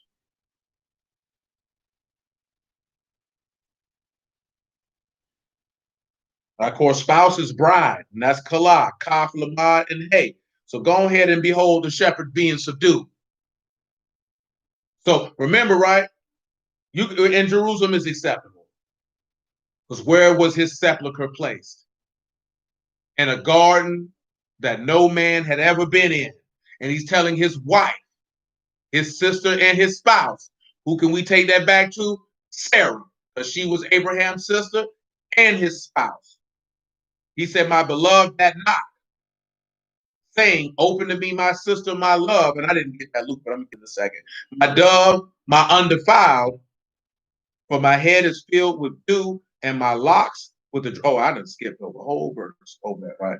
My apologies. He said he eaten his honeycomb with my honey. When you look at that honeycomb, that's symbolic of the word. He drunk his wine, that's self-explanatory. Because if he eating the honeycomb, I mean he eating his flesh. So you see the bread and the wine here. Then he tell his friends, oh friends, drink and drink abundantly, oh beloved. Who was his friend? You are now my friends and not my servants. So now what you're looking at when you talk about coming to his garden, you see the Lord's Supper is coming into play right here, right? Second verse of Songs of Solomon chapter 5. I sleep, but my heart wake. It is the voice of my beloved that knocks, saying, open to me, my sister, my love, my dove, my undefiled, for my head is filled with dew, and my locks with the drop of the night. What did Yahushua say in Revelation chapter 3? That he'll knock and what? Come over here and look at it. Revelation chapter 3. Now notice, right? If his head is filled with the dew, what is his head filled with? The Ruach. Now, when you look at undefiled in Songs of Solomon 5 and 2, that's Tom. Y'all know what that is. That's perfect and complete. That's the covenant of blood. That's what it says when it refers to him as being undefiled. And when we look at dew, that is the night mist, that is tall, that's Tet and Lamad. The shepherd is contained in you, or you're contained with the shepherd's correction. Because we can see that in Proverbs chapter 1, that if you receive his correction, he said, then I will make my words known unto you. And I'll give my spirit unto you. But see, these are things that we don't like to discuss. We don't like to discuss these things because what we really don't like to discuss is past keeping Sabbaths and not eating pork. That Yahuwah has a standard. Not even say a standard. Let's put that to the side. Requirements that he requires of his wife. And those requirements are past laws. There's a way that his wife is supposed to behave. And that behavior is supposed to be the manifestation of his love. How is anyone going to love a man whose woman doesn't love him? How many men, let me put it to you this way. Have you ever seen a man whose wife didn't respect him and you respected him? Any man whose wife blatantly and openly disregards and disrespects his authority, no one respects. You look at this nigga like, oh, this nigga is a straight up, he's a simp, he's a sucker. This nigga's a putz. You know what I'm saying? That's why Yahuwah said, you done to profane my name. I got to bring honor back in my name. You got me looking like a sucker out here on these streets. You know what I'm saying? And I ain't with it. I got to let them be known. Oh, I ain't no buster. You know what I'm saying? I ain't no punk. You know what I'm saying? I ain't none of that. You're not going to disrespect me like that. You don't realize that. We don't, man, look here, man. All this stuff these dudes be on the internet talking about so-called people in the truth and Israelites is because niggas don't love, you're not manifesting the love of Elohim. Why would they respect it? And then niggas who in it, they act like women. When I say women, because they do like what Evans always mentions. The shame, the insults, the guilt, and the need to be right. When somebody tell you to focus on believing and trusting in Elohim and loving each other properly, you just a Christian. This nigga soft, this nigga weak. Because they feel like you supposed to be out here acting a fool, doing this, that, and the third. Nigga, you could still be a man, nigga, and have faith in Elohim and love people correctly and still check people when they need to be checked. Nigga, those things are all encompassing. So we can look at Yahushua checking people when they need to be checked, loving people when they needed to be loved. You know what I'm talking about? Being merciful when mercy was needed. Being compassionate when compassion was called for. You know what I'm talking about? And being trusted in Elohim through the duration of his mission. So to say that those things cannot be executed is the machinations of a foolish individual. That is not accurate. That's not, you're being a man that's not just on some rah-rah stuff all the time. Lil Muffin said my hair looked like a Tyler Perry wig. Well, Man. I'm done.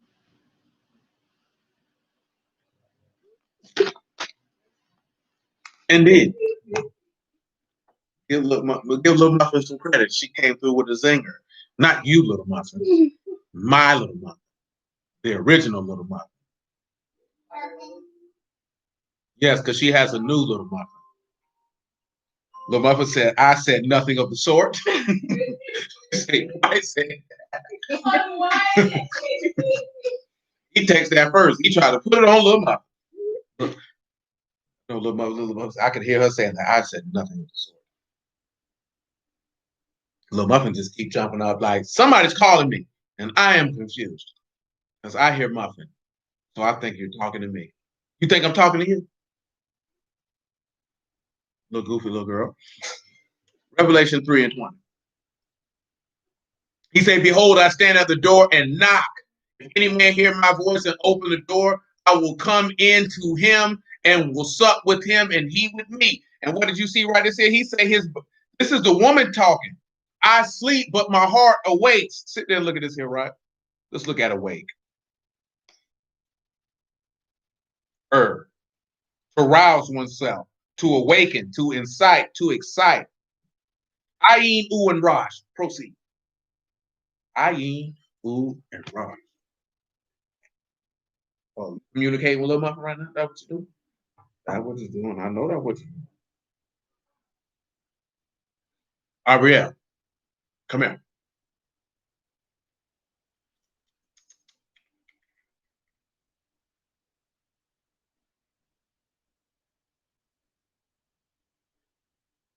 Number one, what do you have? What is this? Bag.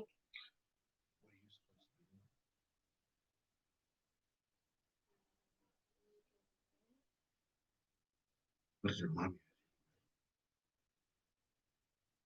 It looks like you're kicking your feet in there, rolling around.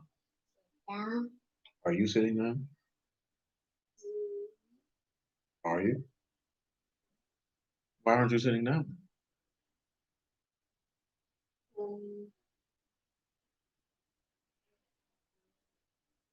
Be sure honest.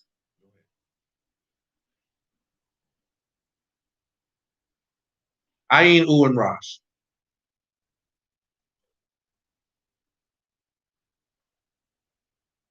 Also, the idea of opening the eyes. I want you to recall what Paul wrote in Ephesians, right? Awaketh you that sleep, and Mashiach will give you what? Life.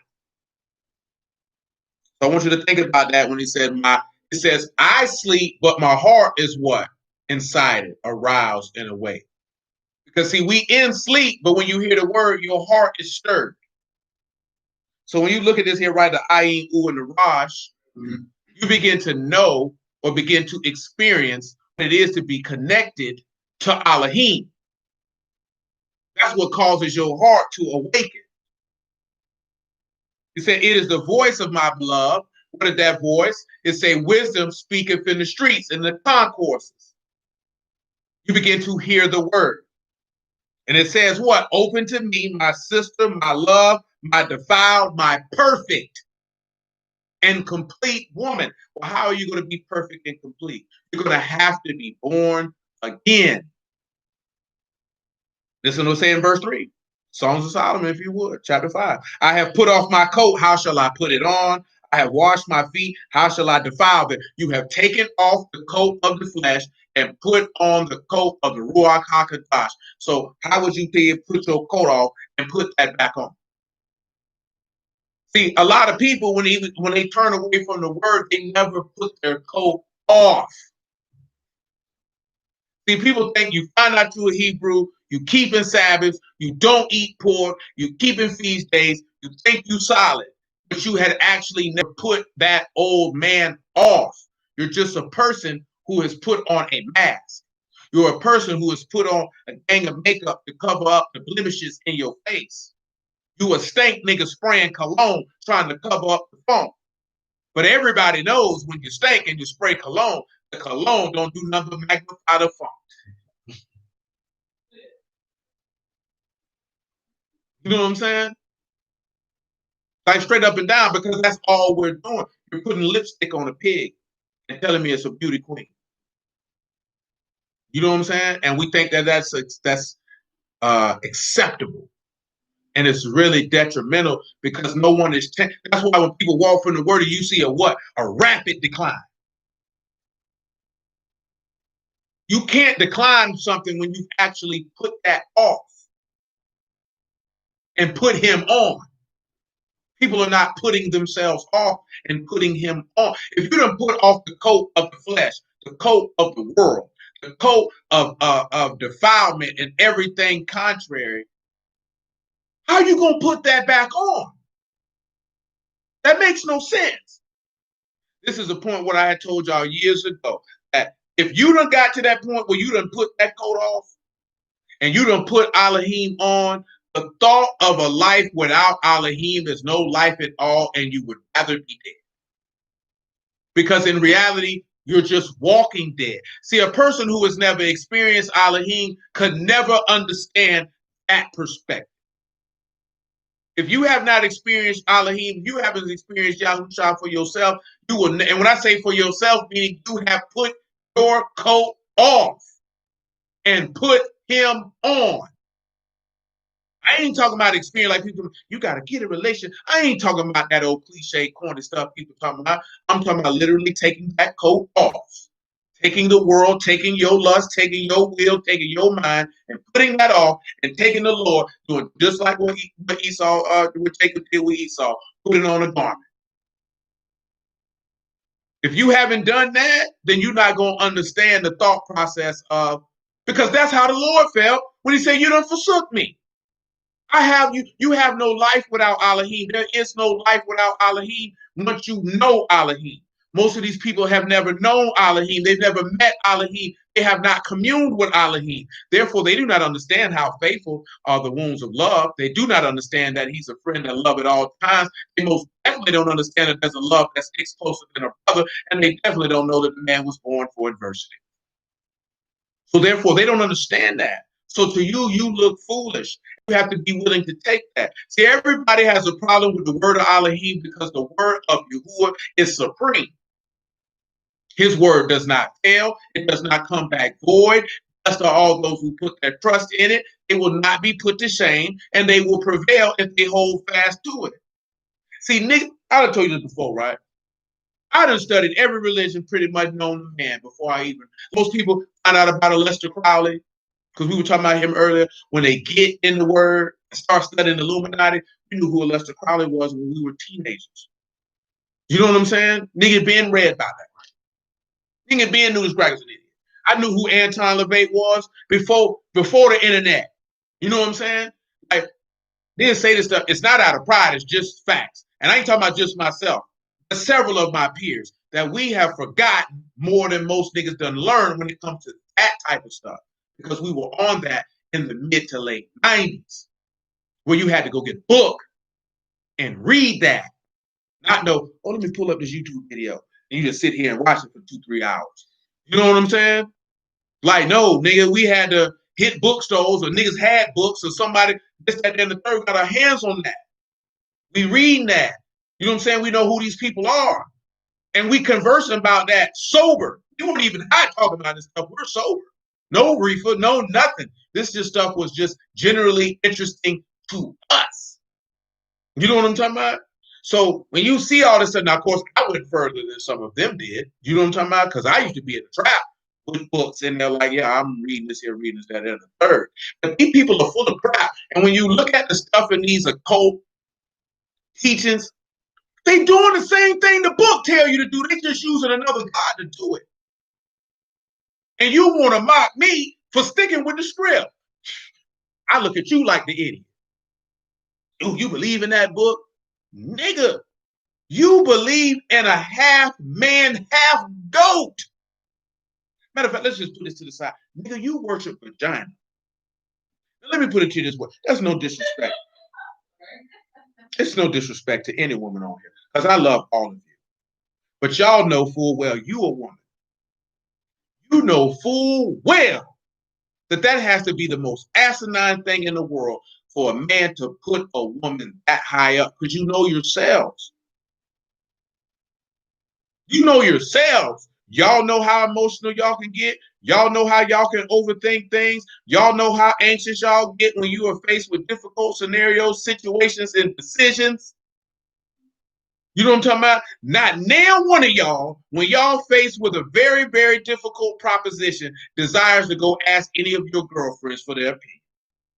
You want to find the most wise, strong man that you know to run that past him. When you faced with a real life decision, you don't think, you know what? I need to call my mom. You ain't thinking about it. You thinking, oh, I can call my homeboy such and such. I need to call my daddy, call my uncle, call my granddad. You're thinking of the strongest man you know, because you know that woman is not going to give you proper instruction. She is not going to give you proper advice, because you know she's going to tell you to do what feels good to you. What you think I should do, girl? Shoot, don't do that over there. You know, like, that sounds stupid, but it feels good.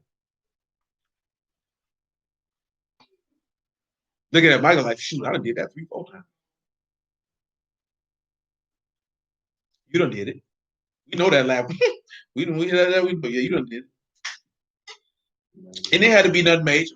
It could have been somebody telling you to go to the club and you seen a nigga that you ain't used to mess with. You ain't want to see him. I knew I shouldn't have given him. I mean, like you did it like 4 J's. 4 J's. I remember you first said that. Yeah. Oh, that how you look? That's that I was sleeping. I don't have my glasses on. That's what they say after they hit 4 J's. That's what they say after they hit 4 J. I'm chilling. I'm peace right now. You blowing my high, B. Oh, I forgot. They don't say that in your borough. That ain't y'all lingo. It is not. It isn't. Well, I hustled with a nigga from Harlem. That nigga definitely say that's their thing. I know you're not from Harlem. That's why I say that's not your borough's lingo. It is. My grandpa said. I say that.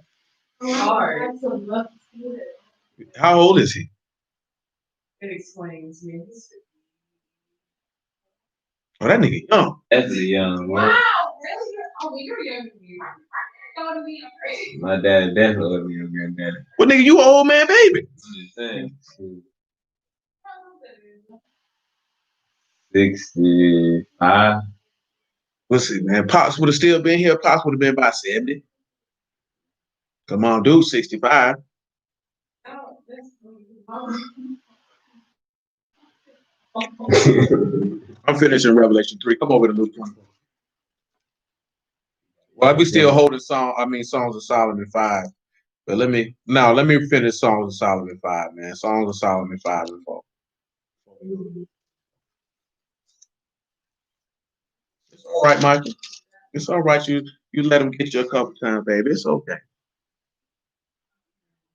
You here now? I'm here now. And they say you want a nigga here now.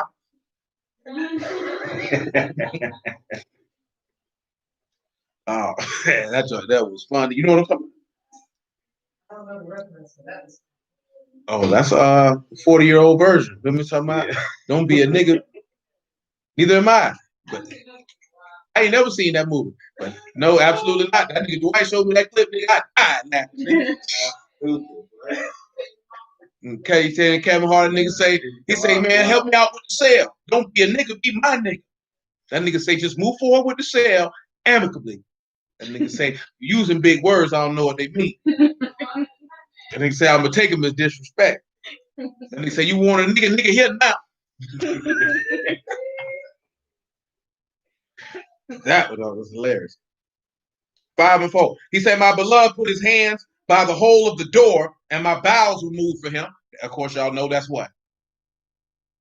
My beloved put his hand by the hole of the door. We talked about this before, not too long ago. Too. Come here, little muffin. Because they don't know the answer.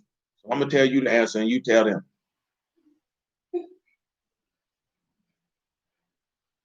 Stop being goofy. Songs of Solomon 5.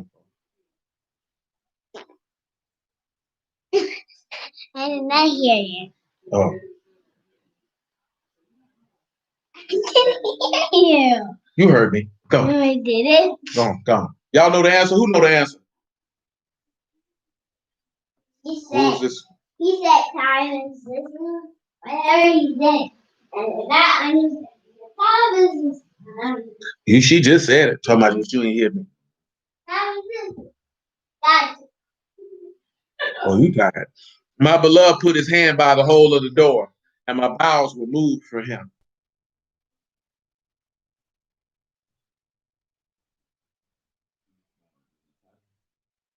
Well, who knows the answer?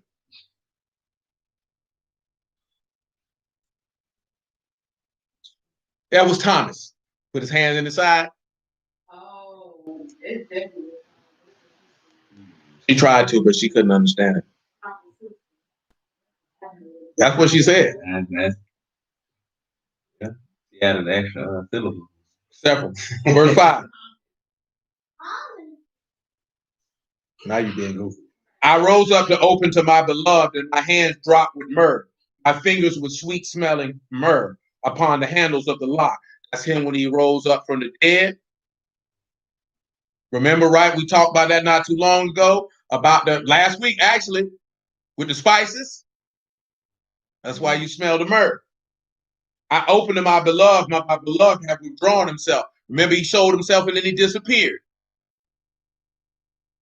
and was gone. My soul failed when he spake. I saw him. He said, remember our hearts burned within us when he opened up the scriptures, when we went by the way?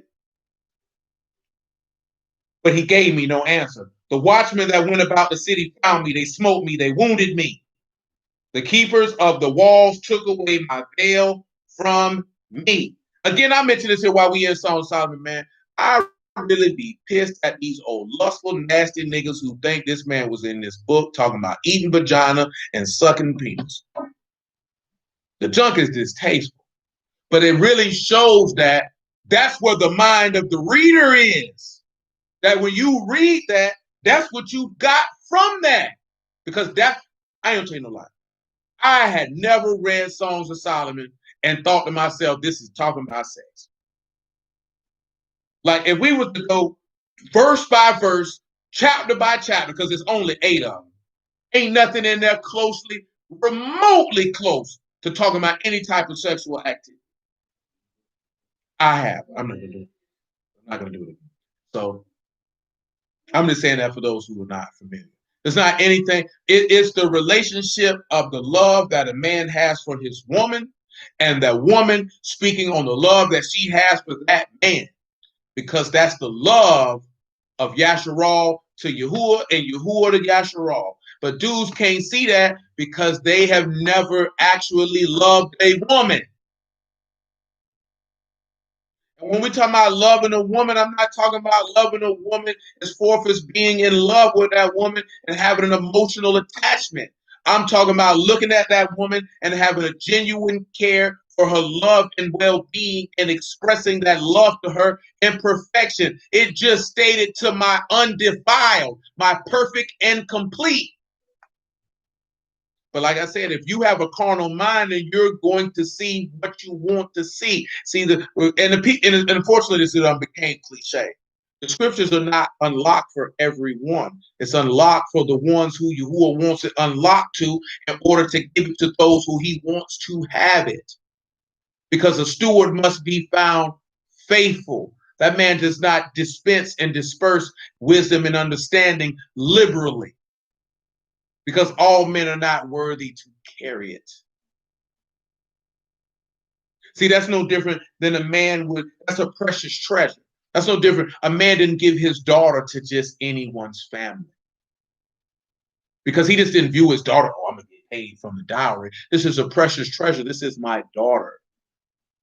I'm not giving my daughter to anyone. Just not giving my daughter to anyone. I value my daughter. You know what I'm saying? So, and again, that's another aspect of why the love of a man is important, because if the man values his daughter is going to value herself. And her value is not going to be intertwined with her sexual capacity. Nor is it even necessarily going to be intertwined with her physical beauty. See, you've been taught that your value, because of the open dating market, how things go, and it's accurate, is forth is the society that we live in. Your beauty is imperative, is your value on the open dating market. But the difference is in the times gone by, there was no dating market. So it did not matter. You know what I'm saying? It did not matter what you looked like, because your husband had been chosen for you before you had a menstrual cycle. For the most part, families had to sat down and say, well, shoot, Barbara Jean just had another daughter. Barbara Jean, she just had another daughter. Yeah. Well, shoot, boy, I got a son around there, man. He about 8. You know what I'm saying?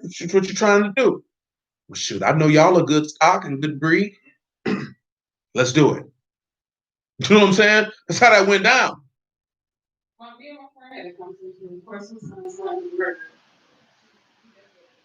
That's how that went down. That's how that went down. So it didn't matter. But now you don't have that.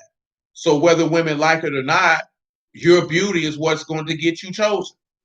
Like I keep seeing, as I mentioned y'all again, when people talking about, I ain't gonna never be no pick me. I'm gonna get picked because I'm me. You're gonna be alone, ho.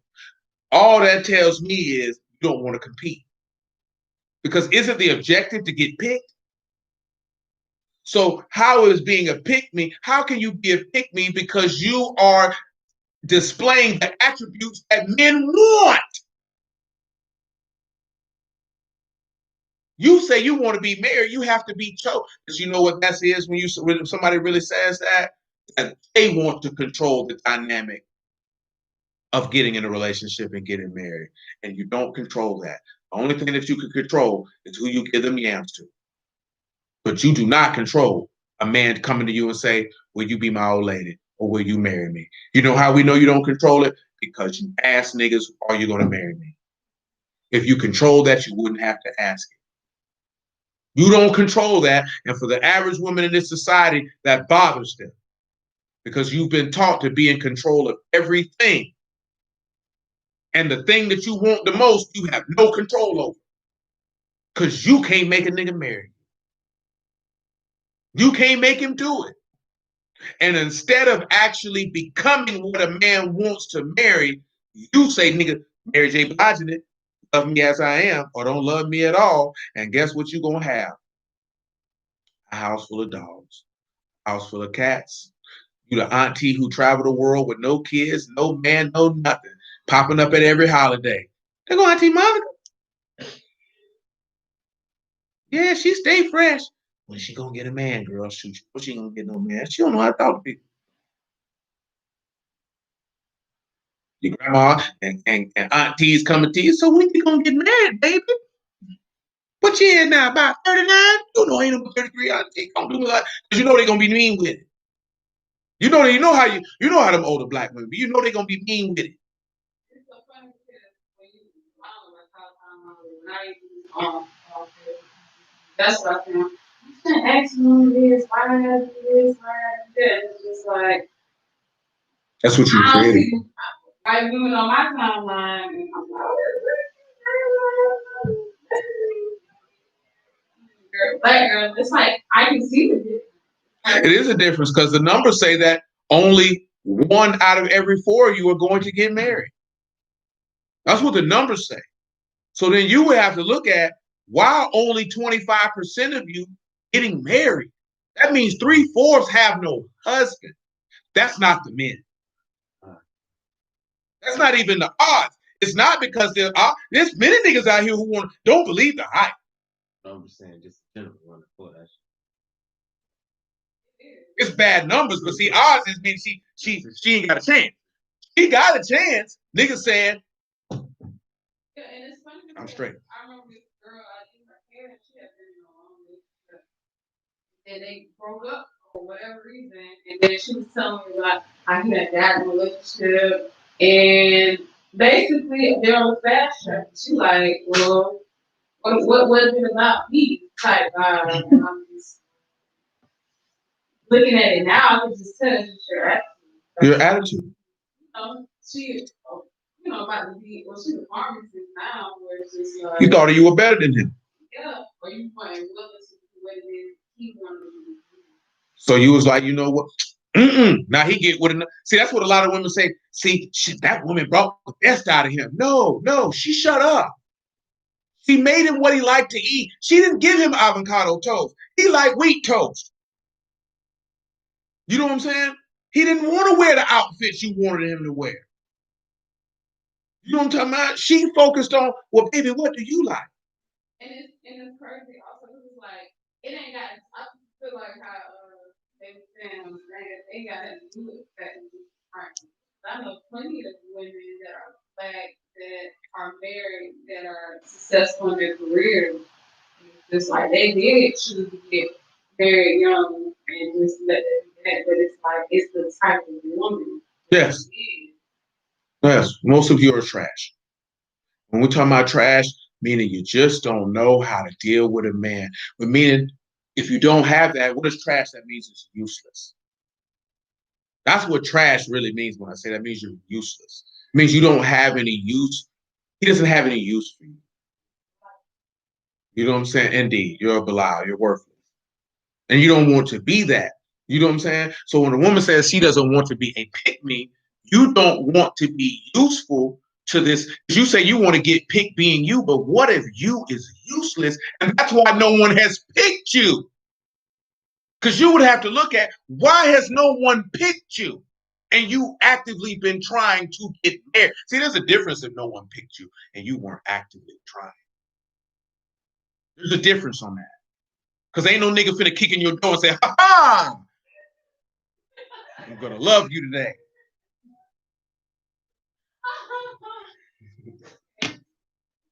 Oh, did that startle you?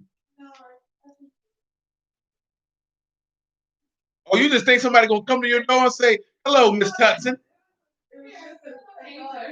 Shit, about 100 years ago. Baby, that ain't never happened in the history of mankind. Ain't nobody finna come to your door and say, I smelt a beautiful woman here. Ah, I was correct. I've come here to ravish you with my love and gifts. Come with me. They used to roll up on them about 120 years ago. Because I thought about I thought about it. Your accent came out. No, let me take you out for a nice beverage on this fortnight. That's what you were looking for? And both of y'all. Now you found you one around there too, didn't you? Mm-hmm. Is this your mail? Baby, that's only movies and TV, baby. You know why? Because you watch them Hallmark movies. no. That's Just my imagination. Just my imagination. Running away with me. Yeah, that was wrong with you. Because ain't that nigga coming to your door talking about, here's your mail. Looking you all googly eyed. That nigga like, here's your mail, nigga. I got another house to go to. What that's gonna be? No, that's not how that works, baby. That's not how that works. That is not how that works. Come over here to Luke 24. I don't know what's wrong with y'all. Y'all not right in the head. Luke 24 and 36.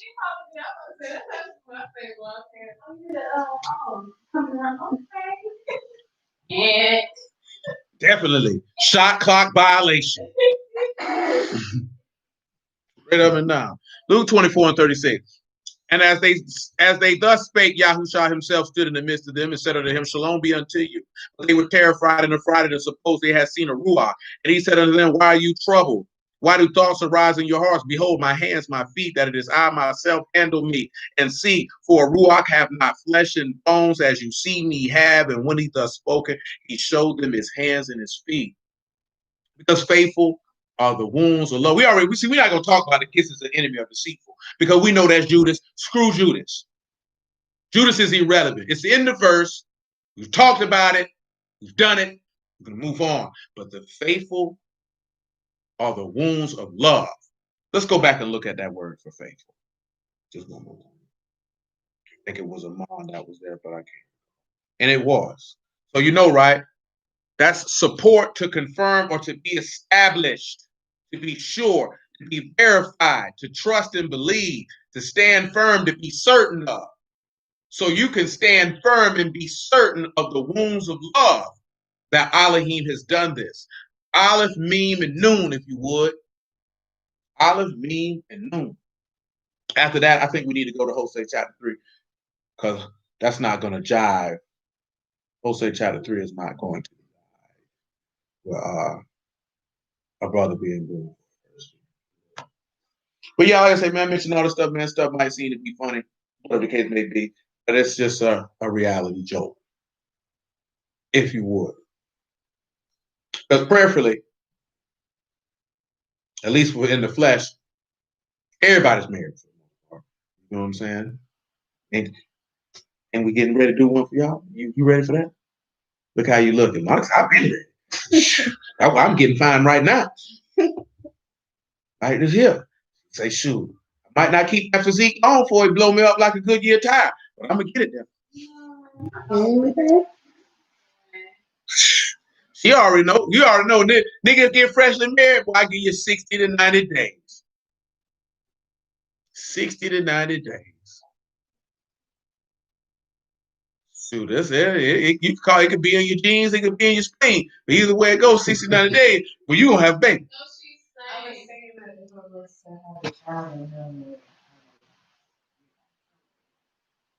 Not necessarily.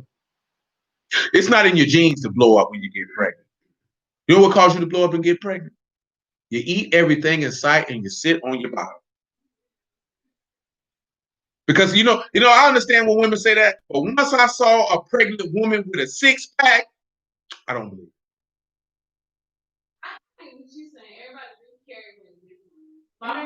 She gets very bloated when she's pregnant. I don't doubt the bloating and the hormonal changes, but you can, I don't pregnant or not, you can directly affect the amount of excess weight that you put on.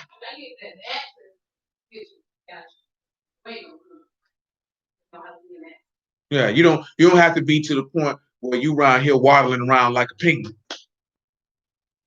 Everybody walks. I'm like, oh no matter if it's small or not, everyone walks. You can't, you can't close your legs, you have to walk with your legs. Period. Actually, I ain't never seen Lil Mama walk. I mean, you watch her walk around. I've seen her walk with Common too.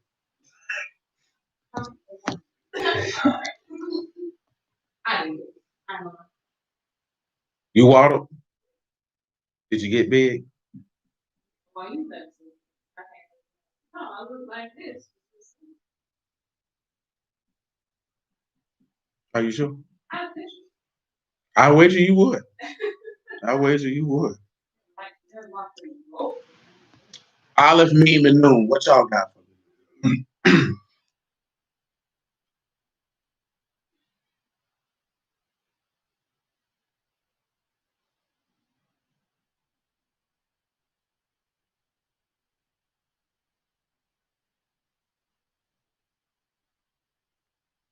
Like when you're reading the text and the text tell you that love is fulfilling of the law.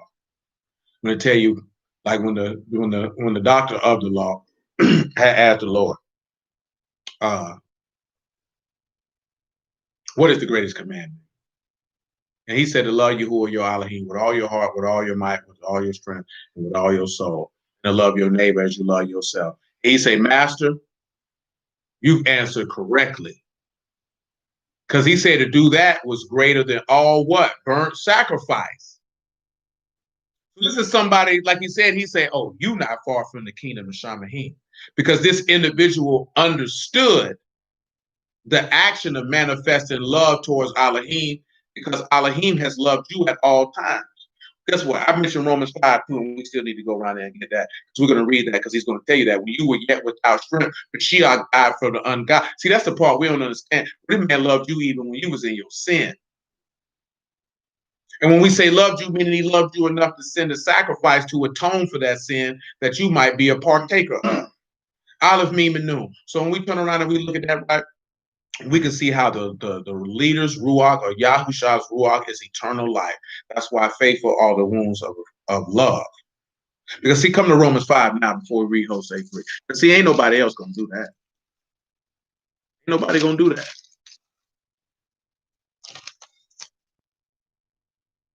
Romans 5 and 1. See, ain't nobody gonna do that. See, we done went through Romans 5 so many times, and in so many different fashions and ways. But it's still, every time it's still going to ring true. Therefore, being justified by faith. Justified translates to what? Zadah. So being righteous by faith.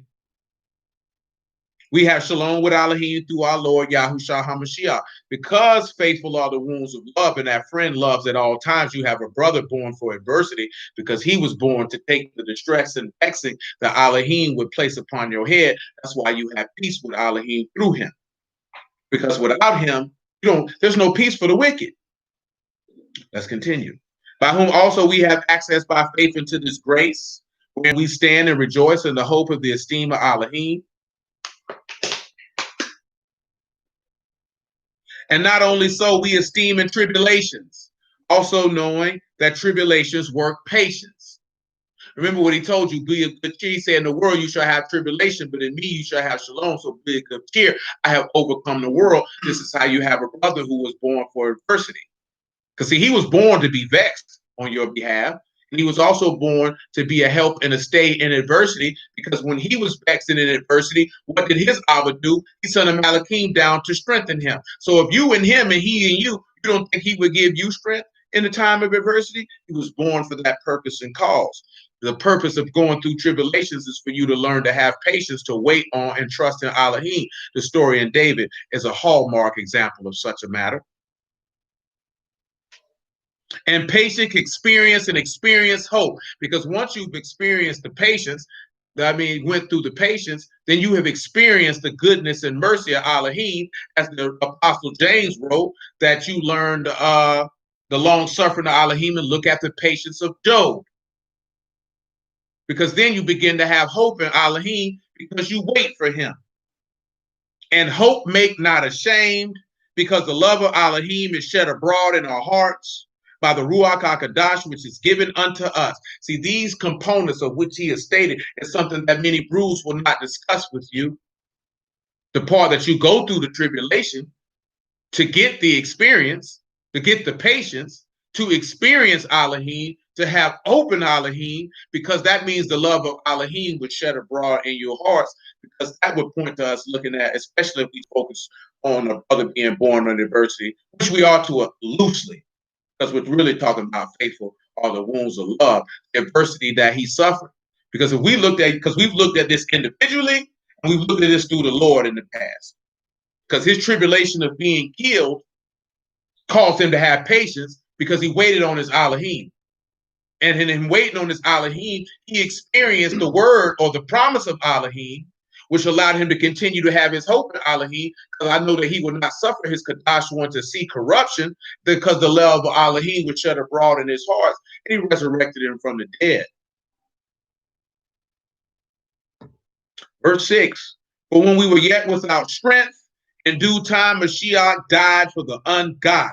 For scarcely for a righteous man will one die, yet peradventure for a good man some would even dare to die. But Elohim commend his love towards us, that while we were yet sinners, Mashiach died for us. Much more than being now justified by his blood, we shall be saved from wrath through him.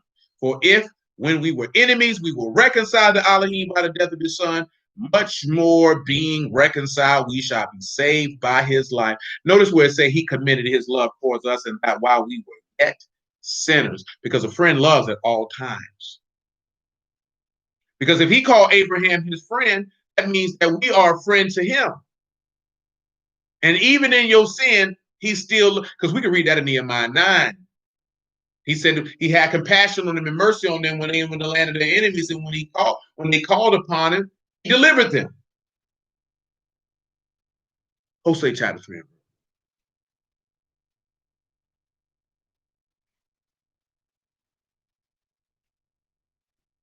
Then said Yahuwah unto me, go yet love a woman, beloved of her friend, yet an adulteress, according to the love of Yahuwah towards the sons of Yasharal, who look to other gods and love flagons of wine.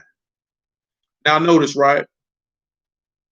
He told you, go love you a woman who's beloved of her friend, but yet she's an adulteress, and according to the love of Yahuwah.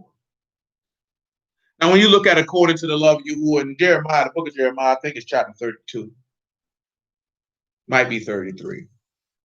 He states in the fact that he would not get rid of Yasharal. He said the only way he would get Yasharal is if the sun and moon did not come out at its appointed time. He made statements and things in regard that cannot fail because they're held together by his word.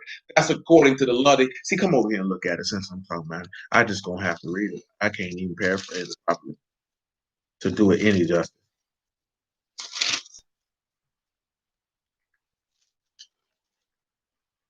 Jeremiah 33. 33 and 19.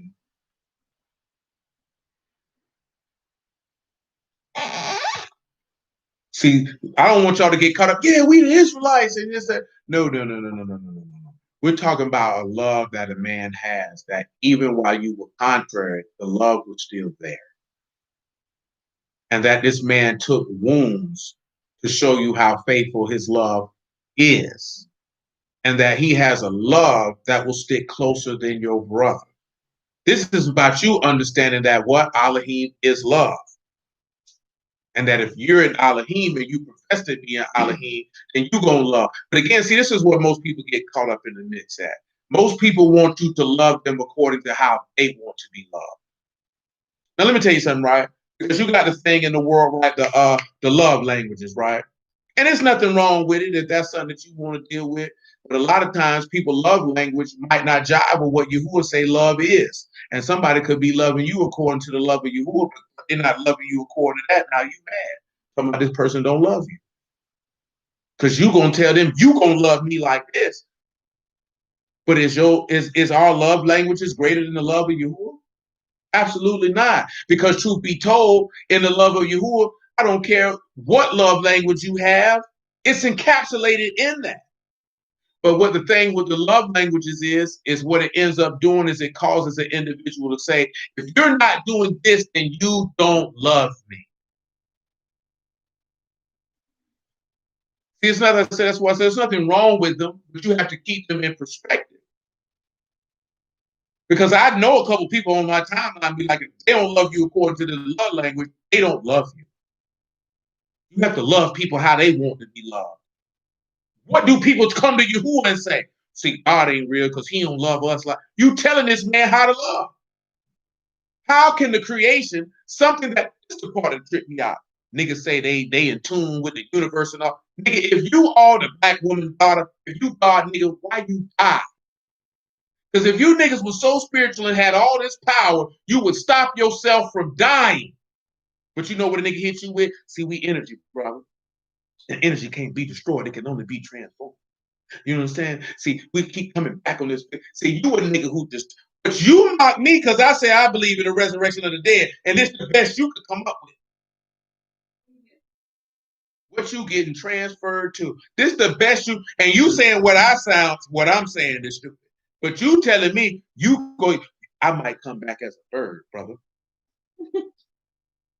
You understand? See, we keep coming back on this physical plane till we see the DNA of my ancestors is encoded in my spirit. Sit your phone down somewhere, nigga. The only DNA encoded in you is the whole nigga line you come from. Because I want y'all to know something. Everybody don't come from a good stock of genetic makeup. Some people are from a lineage of cowards, a lineage of weak men. That is accurate. That is known. Some people come from a cursed lineage. Your whole family cursed. Cursed from the coward man that started your line. You who will say, I'm gonna kill him, I'm gonna make y'all. I done told you this before. Just know it. It's somebody walking around here who related to Judas, boy. Could you imagine if you found that out? I go to the Lord and I just said, man, why you did me like that, man? Judas? I got to be related to Judas? I know some bruiser, boy, I'd rather be related to Esau than be related to Judas. Straight up. If I had a choice, no, boy. No, boy. If it was any man on the earth to not be related to, it's Judas. I just say that because of Psalms 109. You don't want to be related to Judas. Let me move on before somebody get offended. And you say he want to be an Edomite. Say what you want to say. I'd rather be an Edomite than from Judas line. Nigga, that's a whole nigga line. Shoot, Esau ain't no better, but at least he ain't rattling, nigga. Straight up and down. Esau ain't no better now. It ain't like that's, ooh, boy, that's a great A bloodline. But boy, Judas was a rat. He was a rat. You definitely don't want to be a line, the bloodline of a rat. A real live snitch. That nigga was the first crime stopper. Then killed yourself because you know you were dead wrong. But Judas was the first nigga to call Crime Stoppers, man. I'm good. We don't want nothing to do with that. Let's roll, man. Jeremiah 33:19. And the word of Yahuwah came unto Jeremiah, saying, thus saith Yahuwah, if you could break my covenant of the day and my covenant of the night, then there should not be day and night in their season. Then may also my covenant be broken with David, my servant, and he should not have a son to reign on his throne, and with the Levites, the priests, my minister. You heard what he said right there? If you could break day and night, boy, Yahushua won't sit on that throne. I guess you know what it is out there right now, Michael. It's nighttime. What is going to be in the morning? It's daytime. I can say it's nighttime. Well, she sounded like a small child. It's nighttime. It's nighttime. So you can't break that. Notice he said covenant. That means he had agreement with it. Notice he said, if you can break it. Notice he said, if you can break it. If a man can break it, these niggas going to hell. I ain't talking about no bro. I'm talking about these people running their mouth. They going to hell. It's waiting for them too, nice and hot. cozy, like a bonfire. Never stop. Verse 22, as the host of heaven cannot be numbered, neither the sand of sea measured, so will I multiply the seed of David my servant and the Levites that minister unto me, and he gave them power to become the sons of Elohim. Not seeds of many, but seeds of one. That seed being Mashiach. He said he'll multiply. Moreover, the word of Yahuwah came to Jeremiah saying, consider you not what this people have spoken, saying the two families which Yahuwah have chosen, he have even cast them off. Thus they have despised my people, that they should no more be no more a nation before me. Thus saith Yahuwah, if my covenant be not with day and night, if I have not appointed the ordinances of heaven and earth, then will I cast away the seed of Jacob and David my servant. Notice what he said, right? You got the seed of Jacob, and then he say you want the seed of David. So he's letting you be known. Well, if you can get rid of day and night and the ordinances of heaven that I appointed, well, I cast away every son of God. And we just know that's not man. So that I will not take any of his seed to be rulers over the seed of Abraham, Isaac, and Jacob, for I will cause their captivity to return and to have mercy on them. That's a friend who loves at all times. See, that's why he told Hosea, no, go love a woman who's adulterous according to the love that Yahuwah has for the house of Yasharal, that love flagons of wine and look to other gods. That's the level of love he had. If you can stop day and night, then I won't love them no more. Hebrews 11 and 1. They don't like that.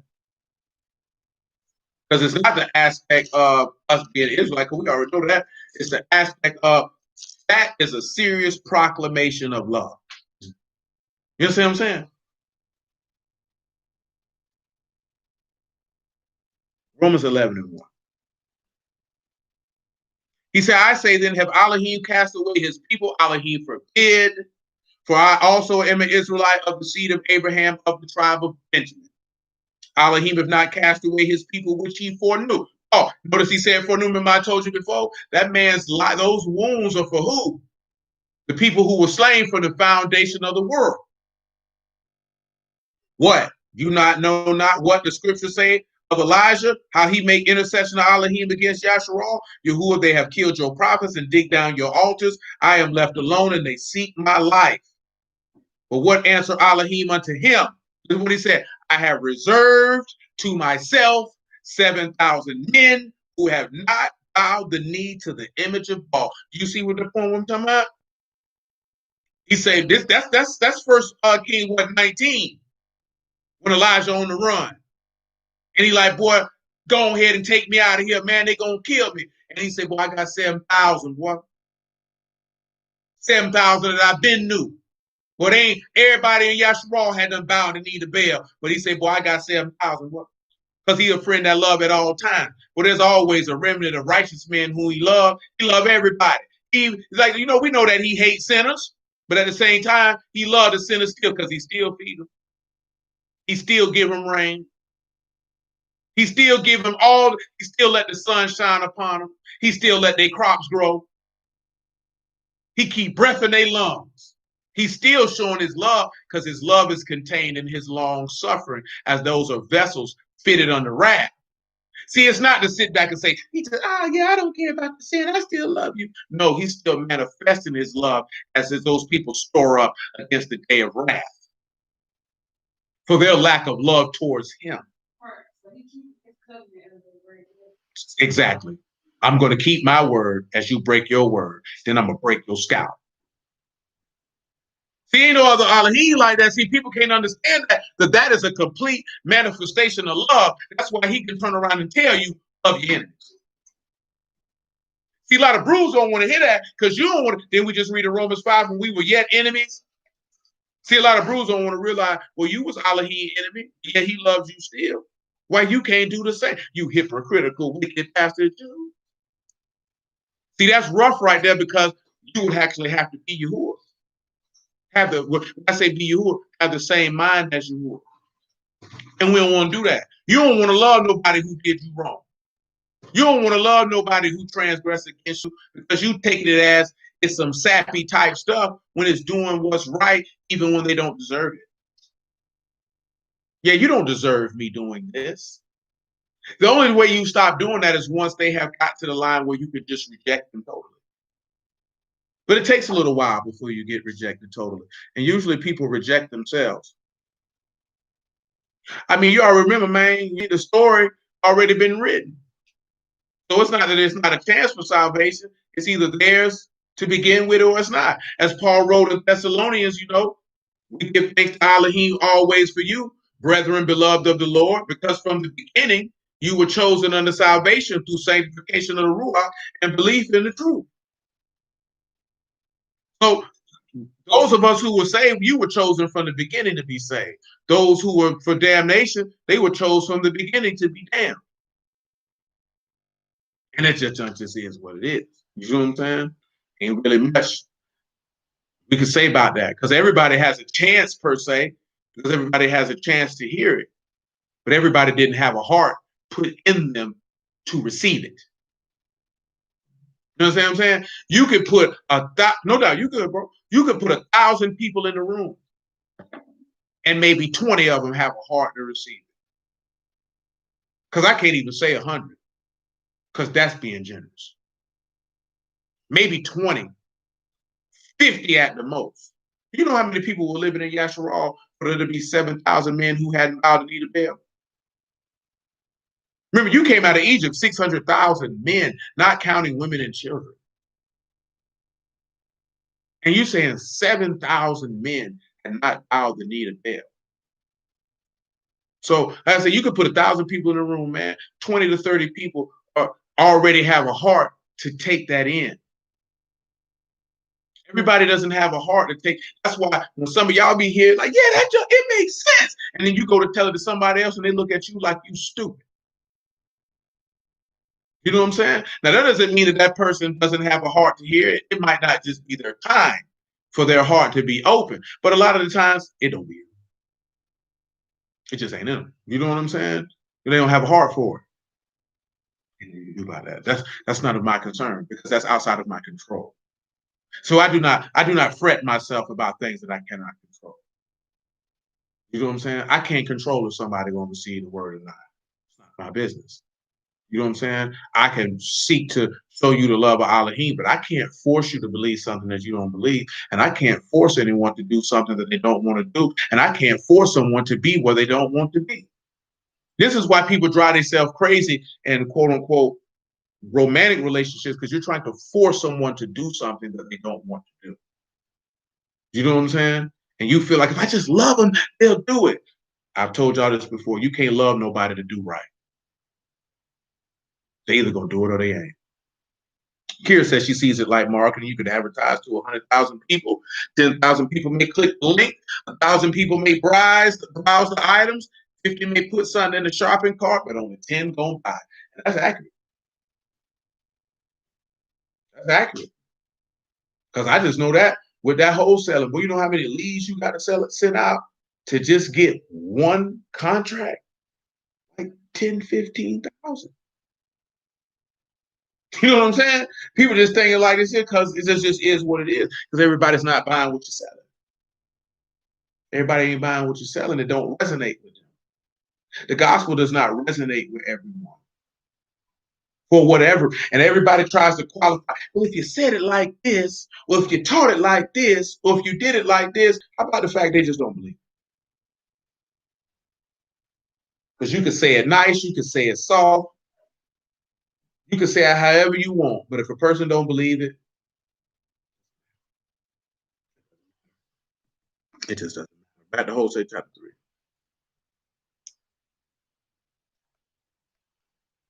Matter of fact, let me read this here, what he was talking about in verse 5. He said, even so then at this present time also there's a remedy according to the election of Khan, or grace, if you would. And if grace, then it is no more of works, otherwise grace is no more grace. But if it be of works, then it is no more grace. Otherwise, work is no more work. Put it simple and plain. Some people have been have the favor of Elohim placed upon them, just like what we read in Deuteronomy 7 when we started. What did it say? I did not set my love upon you because you were the greatest number of people. Because what did Abraham do for Yahuwah to set his love on it? Nothing. That was an election of grace. He chose that man because he wanted to have favor on him, because that's what he wanted to do. I'm choosing that one. And since there was nothing that Abraham done, that is the evidence of that Abraham was chosen from the foundation of the world. See, some people look and see Abraham's the father of the Christian faith, the Judaism. He's not the father of any of that, because none of those things have anything to do with him. Islam has nothing to do with Abraham. He did not stamp that. Those of us who know that the Catholic Church created Islam as a means to justify themselves fighting for Jerusalem during the time of crusades. They made it up. And if people actually took the time to talk with real Arabs, they will tell you this. It is fake. And we know it. But we love Muhammad. So you bet not say nothing about it. And the Arabs, which is another point that we know that the calendar year is 360 days, worship a different deity for every day of the year. Before Islam was invented, they had 360 different deities that they worshiped. And this silly nigga, I shared with y'all in the chat talking about Babylon, is a real deity that ought to be worshipped. Slap yourself. You're woefully uninformed. And the fact that your source was a Lester Crowley is just deplorable. A man who admittedly participated in sex magic. This nigga's a degenerate. You don't take wisdom from degenerates. A man who will have sex with a boy, with a woman, and with a man is not to be adhered to. The nigga wrote the book of the law. The nigga wrote the first satanic Bible. Everybody knows this. And you listening to this nigga? He might be simping for yams, but you know the sad part is some of these niggas believe that stuff, bro. And don't even be simping. They just hate you who are so much that they will roll with anything that is different from you. That's how much they hate it. See, y'all have no idea. See, most of y'all was like, no, I'm just living my life. I love God. Really, you hated him. But you didn't know you hated him. But in your mind, you didn't like, I hate this man. You hated him because you weren't choosing his ways, but you were ignorant of his ways. So you didn't know that you hated a way that you didn't even really know existed. You just knew loose stuff. You knew some stuff like all of us knew. You knew you weren't supposed to be having no sex. And you wasn't married. You knew it, but you didn't understand the ramification of that level of hatred. You know what I'm saying? But I'm talking about people who look the thought, but these people blaspheme so hard to say he's a Babylonian deity, a Canaanite deity, that he's the supreme deity of the God Council. All this stuff, hatred. And you think this man just sitting up and shouting, he ain't like this. He's like, man, look at these niggas, man. I made these whole niggas. Imagine his son looking at his son. Son, you see these niggas, man? I see him. How about I see him? Don't kill him yet. Because you got to realize something.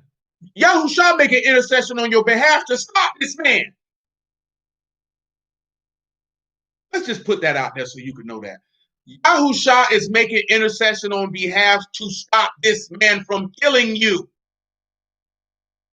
Because if his father say kill him, he got to kill you. He got to send him out. He got to get him out of kingdom. They marching orders. People are dying. You understand what I'm telling you? See, we don't even understand the level of advocacy that Yahusha does at the throne on our behalf. Because again, a friend loves at all times. Because Hebrews 7 tell you that, right? He make intercession on your behalf. This man is sitting there on the right hand of the throne of power saying, Abba, please don't kill him. Please don't kill him. I know they down there wild. Well, they talking trash about me, boy. They talking trash about me, boy. I don't like it. They disrespecting me like I'm some type of chump. I got to get them off of here because it's only one, and that's me. You know what I'm talking about? I understand how he feel. I understand how I feel because I understand his word. This man created all things, the heavens, the earth, the things in heaven, the things in the earth and under the earth, and every man and beast upon it, and they disrespect him. as if he is someone to be sized and disrespected because he sits back on his throne and lets the long suffering of Elohim be manifest because he don't come through and just start scalping people.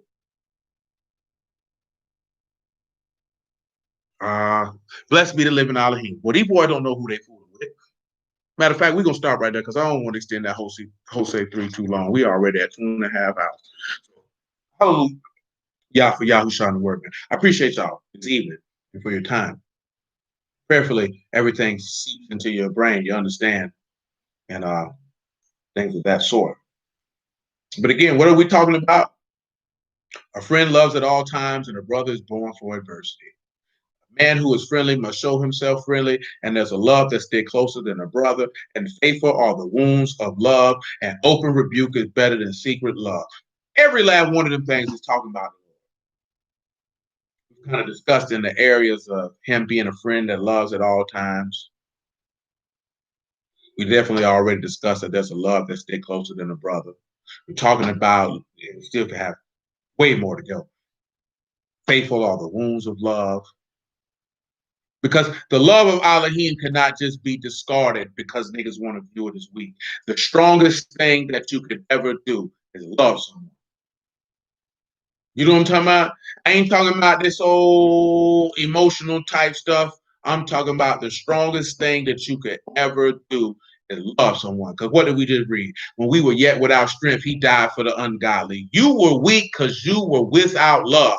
A man who had love manifested the strength of Elohim by offering his life, that through him you might be made strong by manifesting the same love one to another. So anybody who around here talking about, nigga, you's a fool. Is going to grow up and be one of the most weakest, mentally fragilest individuals that you will ever experience.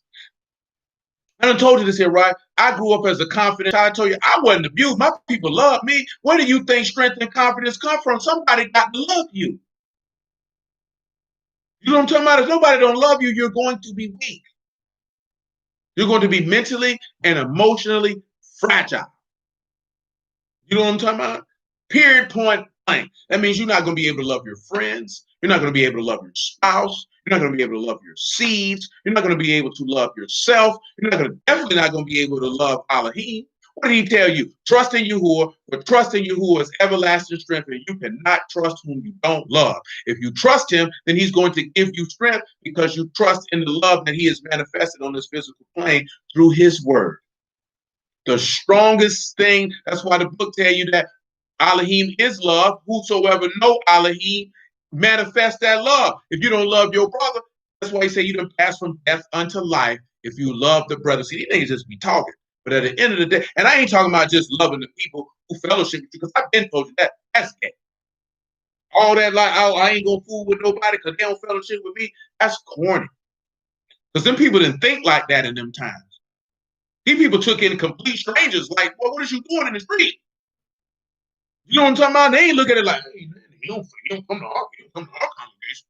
He ain't fooling with that thing. You know what I'm saying? That's retarded. But you say the love of Elohim, then you only gonna love the people that you know.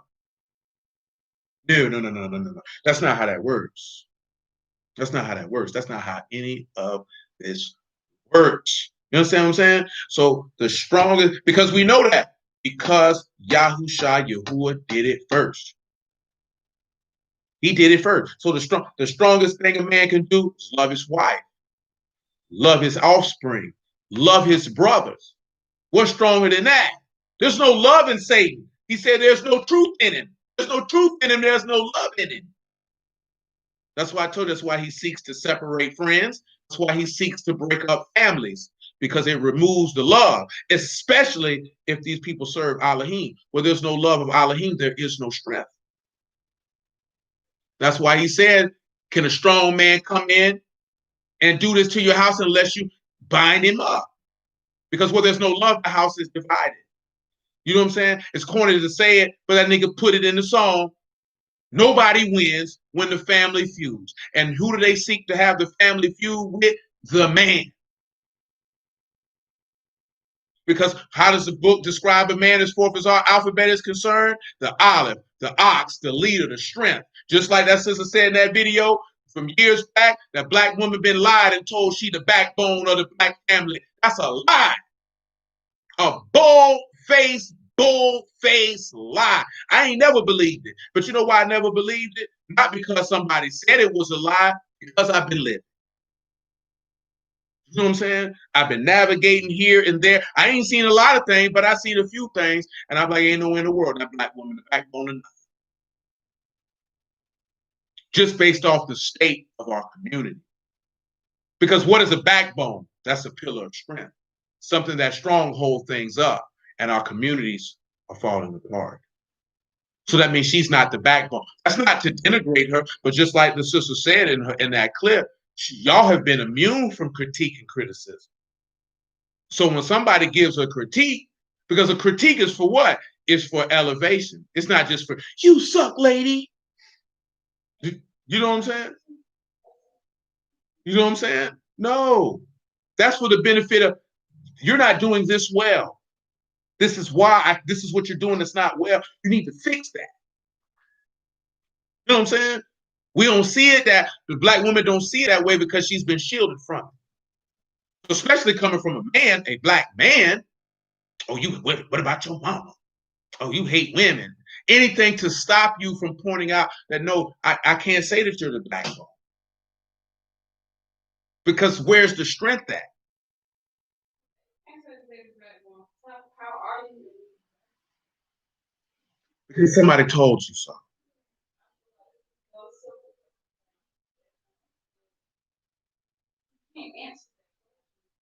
If you can't answer it, it ain't true.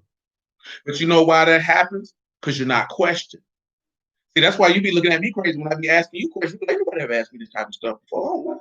You need to leave me alone. What you looking around for? You got your nigga hat on. You can see it. I don't care if she in the house. Because she got her curls up under there. Who you trying to be cute for? You got a hot date tomorrow? You getting what? I ain't mad at you. I'm like I said, I thought you might be wanting to step out on the town.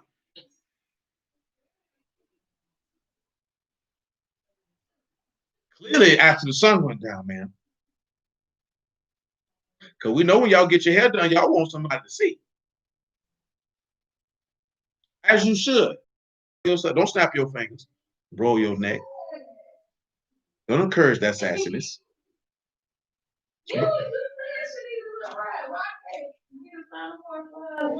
Because you around here popping your neck, doing all this here. You don't behave like that. Remember, use the square. That's what you said. That's fine. But what does that have to do with this? Now you look at, now you want to put your white girl voice on. Let me go and get off the camera before I ain't got time for it. But again, y'all, it's just understanding, man. Things are gonna be harsh. Things will be jarring to your senses. Some of you be like, I don't like that nigga. You know what I'm saying? I don't care. You know what I'm saying? Go tell your mammy. Write a telegram. Take it up with the Lord, man, and quality control. You know what I'm talking about? But how are we ever gonna be better if we never told the things that we doing are improper? I know when I came, just like I say, the brother be like saying how a lot of the people be mad with Kevin Samuels. He does the same thing that I do for a living. He just does it differently. Because I use the word, and the book say that a man who hears the word and does it, be blessed in his deed. A man who hears the word and don't do it is like a man who looks himself inside a glass and forget which manner of man he was. Because all he do is he just holds a mirror up to people and reflect back to them what they're doing. When you preach the word, all you doing is holding a mirror up and reflecting back to people who they are. And when people see that they who they really are, they don't like it. And they take that out on you. But how are we going to be better? Because guess what? Before I could even get to the point of think about preaching any type of word, I had to pick that mirror up and look at it and look at the reflection in it. And that reflection say, you are not congruent with this. This is unacceptable. So when you face with this is unacceptable, then it comes down to, what are you going to do? What are you going to do? You're going to be mad because you're not acceptable, or are you going to become acceptable? As we'll end it with this. If you do well, shall you not be accepted? But if not, sin lie at the door. So again, hallelujah for Yahushua. Lord, I appreciate y'all time. Bless y'all the house Elohim in the name of Yahushua and Yahuwah willing to the next time. We don't care nothing about nobody in no ICU because she got COVID. Hopefully she